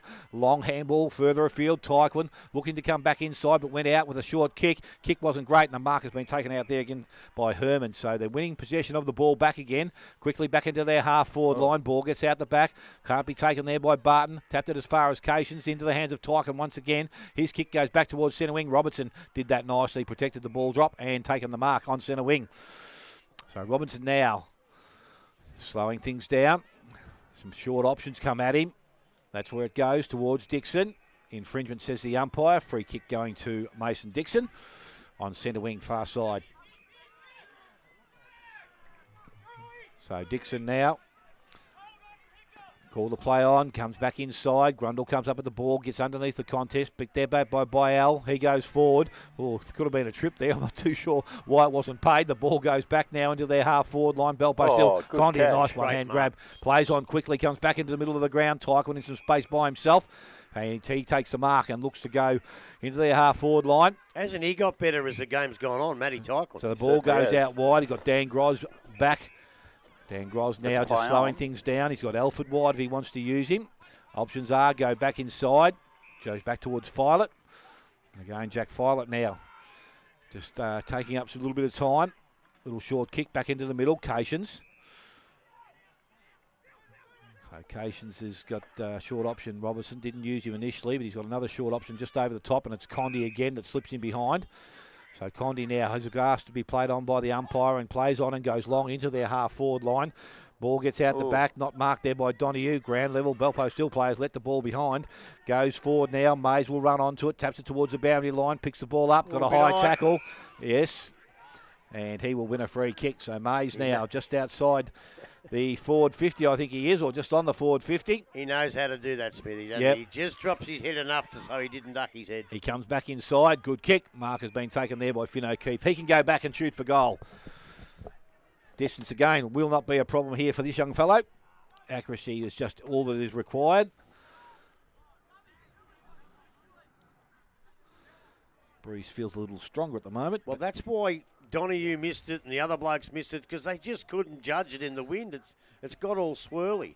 This is a tough kick, but gee, I tell you. But you know what? He's doing the right thing. He's taken his whole 30 seconds. You're a few goals up. Take your 30 seconds. Take your time, and he's doing exactly that. So O'Keefe comes in now, as I said, 45-degree angle and kicking from about 40 metres. Starts to gather his momentum at the ball now. Kicks long, never started in the right spot. But I tell you what, it's straightened up and it's gone straight through the middle. Kick. He's got his first goal of the afternoon and the ninth now for Inverleigh. They are 9-8, 4-9 to Belpost still. 16 minutes gone. Morris Finance final quarter scoreboard. Well, I tell you what, we always go for all these big, beautiful snapshots and whatnot, but a pressure goal like that has got to be a contender for the Morris Finance goal of the day right when they needed it. Yes, no doubt about it. Very, very impressive. Is it enough, though, Grubby? Have they got enough now? 29 points. Yeah, I think they have. Not only the fact that that's what the scoreboard says, they've just gained back the ascendancy as well. Belpost Hill went bang, bang early, but they just haven't managed to keep it going. Oh, hell, somebody's listening to a bloody race. The ball's back in the middle. Jared Young had a bit of a rest, just walked past us, and he's back on the ground now. Immediately locks horns with Whitney, drags him to the ground and forces another ball up. What do they do on the tally? You can lose when you bet too. It's kicked out of the pack there after Wilson won another tap out. It's coming out towards Young. He's tackled immediately, and the umpire might say you had it too long, son. And Ryan Robertson has reminded him of that. Quickly gets on his left foot, looks for Donahue. He might have been infringed and was by Quinn. And Quinn will stand on the 50-metre mark. Adam Donahue has the ball. He will look to put it in a more dangerous spot because I think at this stage of his career, the distance into a slight breeze will be beyond him. That is a lovely kick into the spot looking for Dalton Grundle. And as soon as he started the lead, you knew where it was going to land. Right on his chest, 40 metres out directly in front. And if it wasn't already looking sus for Belpost Hill, this could seal it. Dalton Grundle's had a very big afternoon. He's kicked 3 already. He's been a good, solid target, whether on the lead or marking in packs. He's got a great pair of hands. He missed an easier goal early, but this one's far enough out that he should not have too much trouble. He seems to enjoy the longer ones. Oh, I wish you'd just shut up. So Grundle was on people. Going directly in front. He'll got to kick be out in from the full now. about 35 metres. He's got a casual run up. It leaves the foot. He is not happy. Cameron. One behind only. 9-9-63. Belpost Hill 4-9-33. 19 minutes into the Morris Finance final quarter. So the ball now is going with Matty James. He's going to play on and go quickly and go long, pretty much straight down the middle of the ground. Tyquin best position. Ball gets out the back though. Back up from Condi. Tapped it back towards Tyquin on the left boot. Short kick. Didn't have the required distance, says the umpire. Back to Tyquin. Kicks the ball back into the half-forward line. Going towards Mays. Out the back, Donahue. Got out of trouble on the left boot. Went back towards the goals. Grundle leads in the race for the ball, traps it, picked it up nicely, went back towards Donahue and also Robinson. Robinson protected the space, didn't take the mark, went back and collected it. Handballs back to Finn O'Keefe, goes back towards the goal square and, well, we touched on the line there by Andrews and pushed through for a minor score. So 9-10 now to Inverleigh. And they lead by just over that 5-goal mark. Ball comes out quickly, goes towards Jones. Couldn't take the mark, into the hands of Burke. He's tackled, got the handball over the top to Condi. Condi looks at his options out the back. He had 2 options. One was Tyquin. He takes the mark. Ball goes inside to Hussey. Now back to Finn O'Keefe. Running towards goal once again. Long back towards the goal square. Mark, is it taken? No, it's not. Back through and another rush behind for the Inverleigh side. They're peppering now. 9-11 to Inverleigh. 4-9 to Belpost Hill. 20 minutes gone. Final quarter. Can't go on without mentioning that ball trap of Dalton a couple of minutes ago. That was unbelievable. So the ball comes out now. The mark has been taken by Ford. Hasn't had too much of that during the day. Ball goes back inside. Mark will be taken inside by Bryans. Again, Belpost Hill need to meet the ball moving as quickly as possible. Go sideways. Mark will be taken out there. And it's going to be taken further afield by Herman. Goes wider. Flaccavento. Jordan goes longer again. So got players out. Skronski's in some space by himself. Wants to get back on that left boot. Does so now. Looks back inside. Has Fantella. Missed him over the top. Tyquin on the chest. Takes a mark. And he can slow things down for Inverleigh. Right in the middle of the ground. Goes short and over the top. Hussey. Space by himself. Across the ground, he's got Templeton. He's seen him now, and he goes quickly in that direction. Good kick. Mark is taken out there by Templeton. So Templeton now indicating he wants to slow things down. Looks like Filet's been away. Look at the tan on him. You're beauty. So the ball goes into their half-forward line, coming the other way. Picked up out there. Handball by Quinn goes outside to Herman. Took the ball nicely. Handball's back inside. Actually, it was Sable that gave it to him. He goes back into the middle, but Young read that nicely. Couldn't take the mark. Tapped it to the advantage of his teammate. Ball at ground level now. Ball is held up. And we were going to have a ball up, which will be pretty close to the middle of the ground, which we'll see Inverleigh at a 9-11. They lead Bellpost Hill 4 goals 9. 21 minutes gone. Morris Finance final quarter scoreboard. Wilson goes up at Lovett, wins that. Alford comes through very strongly from full-back. The ball comes out to a chain of Bellpost Hill players. Skoronski, the third one on the end of that chain, gets a left foot kick into the forward line. Baseley doesn't quite get to his target. Players fall on the ball. The umpire is wanting to hold the ball, and that's exactly what he's going to do. Well, if you dive on it, you've got to get it out. Jared Young comes out with the ball, gets it across to Wilson, who's played that link-up role really well through the middle of the ground. Got a lot of possessions doing that. He's kicked down the line to Hastie's, pushed out of the road very easily. Bryans does a great job for Bellpost Hill. Picks the ball up, evades a tackle, kicks it to a running Fantella. He gets it to Harmer. Harmer outside to Jones, misses him out of bounds. Just past centre wing, Bellpost Hill side, they're trailing 4-9 to 9-11. And we're 22 minutes into the Morris Finance last quarter. Hard to imagine them kicking more than 5 goals in the remaining 6 or 8 minutes. Right, she's gone, mate. She's over. Ball's thrown back in. Wilson again, double hands it, but it's Jack Yates who is the recipient of that. Kicks it quickly forward. Barton comes out, can't quite hold the mark. He's tackled immediately, but gets it across to Kerins. Kerins is forced to handball, and unfortunately it's to Cations. Cations back to Grozdanovsky. He gets it to Burke, and he takes a very good mark under a little bit of perceived pressure, but managed to deal with it very, very well indeed. So Burke now kicks down the line. He'll be looking for Dixon there, but Lovett does a really good job. Muscles his way to the front of the pack. Gets it over the boundary line. We'll have another throw in. Coming up to 23 minutes now. I think the fat lady is well and truly exercising her larynx at this stage. Front position, Lovett, but Wilson at the Dixon at the back gets it down forward. Comes to Adam Costello. He kicks down the line looking for Barton. Wrestled off the ball there by Grozdanovsky. Harmer picks up the crumb, gets it back to Barton. Barton back to Harmer. Harmer up and under, punt kick into the forward pocket. But coming out to take the pressure off the ball is now Adam Donoghue, who's gone down the other end. His job's been done as a forward. He's gone back into his more customary role in defence to keep Bellpost Hill at the charge home. So only 4 or 5 minutes left at most based on previous quarters here today. Ball's been thrown in. Dixon gets most of that from Barton. Gets over the back of the pack to Tyquin, who, as Grubby pointed out, has really lifted his game in the second half this afternoon. He's been quite prominent. Massive second half. Yes, he really has. His ball goes down the line, bounces just inside and over the boundary line for a throw-in. So we're waiting on the umpire to bring it back, just going through the motions. A lot of very tired players out there today. This has been a huge physical contest. Barton tries to get it over the back of the pack. Running onto it is young Haste, who's probably the most inexperienced player. He's done a pretty good job, the kid, this afternoon. Well done, Harmer. Harmer's done a fantastic job to get that out of the pack. Break a tackle, kick it forward, but Billy Cations takes a relieving mark for Inverleigh. Kicks out onto the half-back flank and finds Jared Love, who's on his own. Love quickly plays on that left foot kick of his down the line, looking for Hussey. Goes past him. Pushed out of the road is Condi. The umpire said he was hit high. He was too. And Condi will take a free kick centre wing for Inverleigh. So Condi now happy to take plenty of time. Kicks it right across the ground to Burke. Burke comes through. Short pass from him down the line. He'll be looking for Grundle. He leaps up. Almost takes the mark. Dixon gets it though. Hand passes it back to Grundle.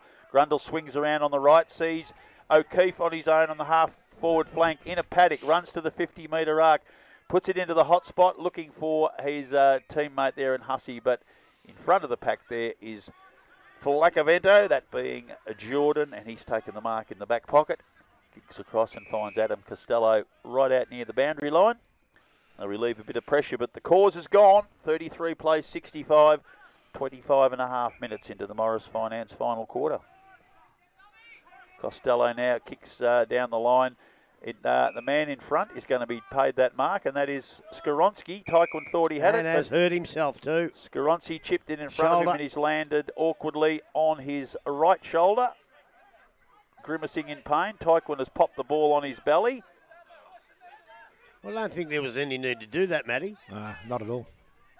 No, that was a bit rough. The umpire's giving him a good old-fashioned lecture, as he should. Yeah, his shoulder's gone. He looks to be in a great deal of discomfort. Skoronsky.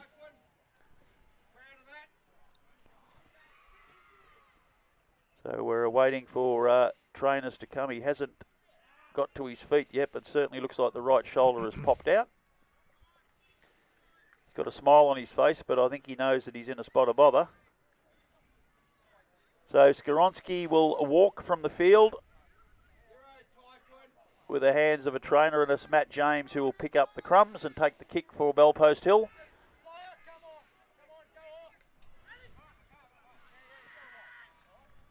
So the umpire's done a little common sense thing to get the game going, called the interchange player on as Skoronsky walks off the ground. We'll wait for James now to get play underway again. The quarter will be a bit longer now because of that. Probably a good minute lost there.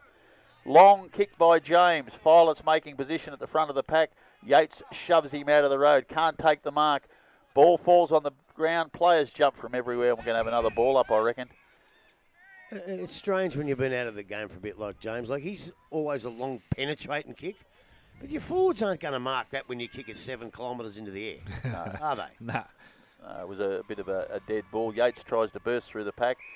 He can't get through, and we're going to have another ball up for those who are interested, and I'm sure there's plenty. East Geelong have a 3-goal lead in the netball, 18-15 over Werribee Centrals in the third quarter. Ball's kicked quickly forward again. Bellpost Hill trying to desperately get hold of something. Finn O'Keefe does a very good job to Alford. Alford back to Grozdanovsky as the siren goes. At the 27-minute and 45-second mark of the Morris Finance final quarter, Inverleigh are through to the second semi-final to play Thompson. Bellpost Hill will wait on the winner of East Geelong versus who are they playing? Bannockburn tomorrow afternoon. 4-9-33 Bellpost Hill. Inverleigh the winners 9-11-65. Give us some goal kickers, please, Dale Yes, Smith. goal kickers for the afternoon for the winning side, Inverleigh. Dalton Grundle with 3, 2 to Adam Donoghue, 1 each to Mays, Love, Hussey, O'Keefe. And for the Bellpost Hill side, all individuals, Adam Costello, Nick Costello, Whitney and Kerins. So a comfortable win in the end there for the Inverleigh side. And they play pretty well. We're going to take a short break, come back. We'll have some best players for you this afternoon. And we'll go through everything that needs to happen probably for tomorrow and the following weeks to come. You're listening to 94.7 The Pulse, your home of local football.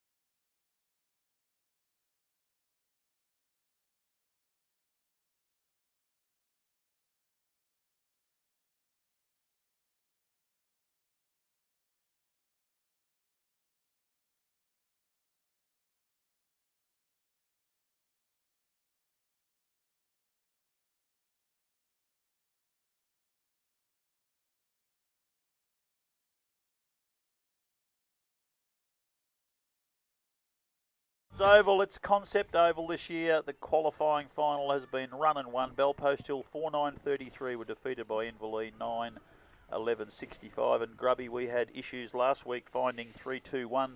And I reckon your job today is going to be every bit as difficult. Because I wish you're allowed to give 7, 6, 5, 4, 3, 2, 1, because that's how many players you could give votes to today. It was, unfortunately, it was Inverleigh that had all the good players, and Bellpost Hill just didn't have enough of their stars shining, unfortunately. But look, a great start from Inverleigh. They had the win. We all thought, well, that might not be enough. But they just managed to have the ascendancy for most of the day. They had a bit of a go at Bellpost Hill in the last quarter. They kicked the first couple, and we thought, here we go. But Inverleigh were just too good for them. Their back line was sensational all day. As I've said a million times, their field kicking and their disposal was far and above the Panthers today, and that was one of the main reasons. Gee, I tell you what, they've got to fight back now, Bellpost Hill, to come back from that, because they'll be very, very disappointed in their effort today. As I said, they had that couple of minutes, but other than that, I think Inverleigh pretty much had them beat for most of the day. Now, I don't want to influence the votes, but I thought in that last quarter and for most of the game, Matty Tyquin's second half was really good. I suppose Donahue had to be up there, although he died away a little bit. I thought Wilson was pretty good all day. Mason, Dixon, Grundle, and the whole back line, as I said before, the whole back line just formed as a complete unit. It gets a little bit harder when you come down to the Bellpost Hill boys. I thought Fantella was pretty good all day. Skoronski was really good. Andrews at times. But look, in the end, they just had too many good players. It was a tough game. And both sides are going to feel that, because they're both got to come out again next week. And they'll have a bit of I reckon Tuesday night, bit of a light run, or Thursday night light run, because that was a tough, hard game of footy. Just how you want to see football played, especially the finals. And I just hoped that Bellpost Hill had got a little bit closer to give us the closeness as well. But unfortunately, Inverleigh, too good today. Yeah, I reckon the real highlight of the game for me was the performances of perhaps the players you wouldn't have expected. Bellpost Hill, the likes of Jones and Harmer, Bryans, they were all really... Adam Costello, it's probably the best game I've seen him play. But the best players, as Grubby said, were all Inverleigh, I reckon. And I'll chuck the first one in. I'm going to give one vote to Adam Donahue. I thought his role on the forward line, although he didn't kick a lot of goals, he really did create opportunities, made himself present, and he started the game in the back line and finished the game in the back line and got some important touches there as well. 2 votes to Luke Wilson. He really did dominate in the ruck as longer the game went on, but I love the work he does around the middle of the ground, being a loose player for the defenders to find on the way out, and he won a lot of tight ball in tight situations. And a bloke that you haven't mentioned yet, but I thought he was the best player on the ground, Brad Circuit for Inverleigh. I thought he was really dominant in the middle of the ground and did a lot of important stuff and got some really good possessions that kept his side in control of the footy. I've given 1 vote to Dalton Grundle for his work up forward, just his leading and his marking, and his general presence up there provided an option for them. And for most of the day, when other players floated in and out of the area, I gave 2 votes to Gerard Young today. I thought his job on Dylan Whitney, while he might not have got many kicks or possessions himself, he took one of the most influential players for Bellpost Hill out of that game. And I agree with Rob. I thought Brad Circuit, again, the last couple of times I've seen him, has been pretty strong through the middle of the ground and got first hands on ball many times from the ruck contest, and thought he was probably the best player for me. I didn't have him in my best 6 or 7, to be quite honest, but I wanted to give Bellpost Hill a vote, because they were in there having a go. And I had Skoronski and Fantella that I was trying to pick out. But after that second half of Matty Tyquin, I don't give 3 votes for a half a game, but I surely give 1. And I thought Tyquin's second half was far and above better than anyone on the ground, so he snuck in for a vote. I gave 2 votes to the big fella in the ruck. I thought he was absolutely magnificent all day. That was going to be the key battle. And I don't think Ren Lovett has been beaten like that for many a long day. So 2 votes to Wilson. And I gave 3 votes to the bloke who I thought was probably won the game for him, was Dalton Grundle. I thought he was just magnificent. Every time he come there, if he didn't mark it or kick a goal, he brought it to ground and gave his players around him opportunity. So Dalton Grundle, 3 for mine. No argument. Very good. It was a very difficult job, and he played particularly well. But well done to both sides. We know they'll bounce back. Bellpost Hill are that sort of club, and whoever they play next week is going to be in for one tough contest. And, oops, I'll put that down so I can talk to it. Grubby, was that performance from Inverleigh good enough to beat Thompson? My word it was. My word it was. And I'm not saying that they will, but my word, it was a good enough performance, a good team performance. We know Thompson are going to have a few out who maybe he can come back if they make the grand final, which will be better. But next week, yes, it's a performance that I'd love to see him have to go into a side as good as Thompson. Yes, yeah. I'm looking forward to that now. I was just a bit concerned whether Inverleigh's defence was going to be good enough to hold all of the forward options for Thompson. But with Jackson McLeod out, one less. Oh, geez, I was impressed with Inverleigh's defence today. The team defence, the work their midfielders did to get back and help. But the two Grosdanowskis and Alford and Templeton were just really, really good today. So I reckon there's enough options to cover Jarks and Freeman and Troop next week. I just think they've got it. Whether they can or not, as you said, time will tell. But at least they can go into the game confident that they can match them, which makes it good for us. My word, it does. And I think the other thing too is of that magnificent forward line, you won't see Jacko McLeod. He won't be there. And I don't know how Jordan Cam's going with his hamstring. I think it was a hamstring. So I don't know how. I know Jacko won't play. Cam mightn't, and that might just make the game, the job a little bit easier. But hey, they've got a good forward line, Belpost Hill, and they were demolished today, really, on the forward line. Alrighty. Well, if we've got nothing more to say today, we'll have plenty to say tomorrow. It's elimination final day. East Geelong will go in probably slight favourite over Bannockburn, but we've seen enough of Bannockburn to know that you don't discount them under any circumstances. So, Dale, it's going to be another ripper tomorrow. Your old club, Bannockburn, your hometown. I guess you'll be hoping that they can get over the line, but would it be fair to suggest they'd be a little bit behind the 8 ball? Oh, look, I think that'd be pretty obvious, Robbie. As I said, East Geelong now probably coming back from where they were at the start of the year, probably from what we've seen early on with the best side.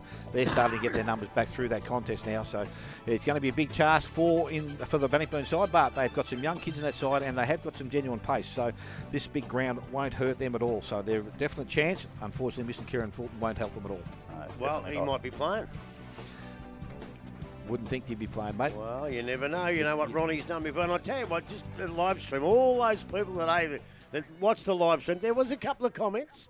And I must make a big thank you to David Steele, who made a comment on it, saying, great comments, grubbications. Well done, Steele. You're a world beater, son. Oh, well, there you go, mate. Thank you very much, David Steele. And I know everyone now is tuning in for Elvis Presley. And remember, you can't do it alone. Go and see Morris Finance to get a quid to go and buy a Fairhaven home. And then tonight, if you're doing nothing, if you're in the east, the Common Fiend. If you're in the city, the Hotham Hotel. And of course, the west. If you're in the west, get to the Yards Hotel and don't fall over. Because if you do, you can go to Corio Bay Health tomorrow. Good work, Grubby. Thank you, gentlemen. Enjoyed today very much. A great game of country football. We'll be back tomorrow, 1:15 again, here for the elimination final, East Geelong versus Bannockburn. Werribee are 3 points behind East Geelong at three-quarter time in the netball. I'm going to go and watch the end of that. And we'll be back for more tomorrow. This has been 94.7 The Pulse, your home of local football.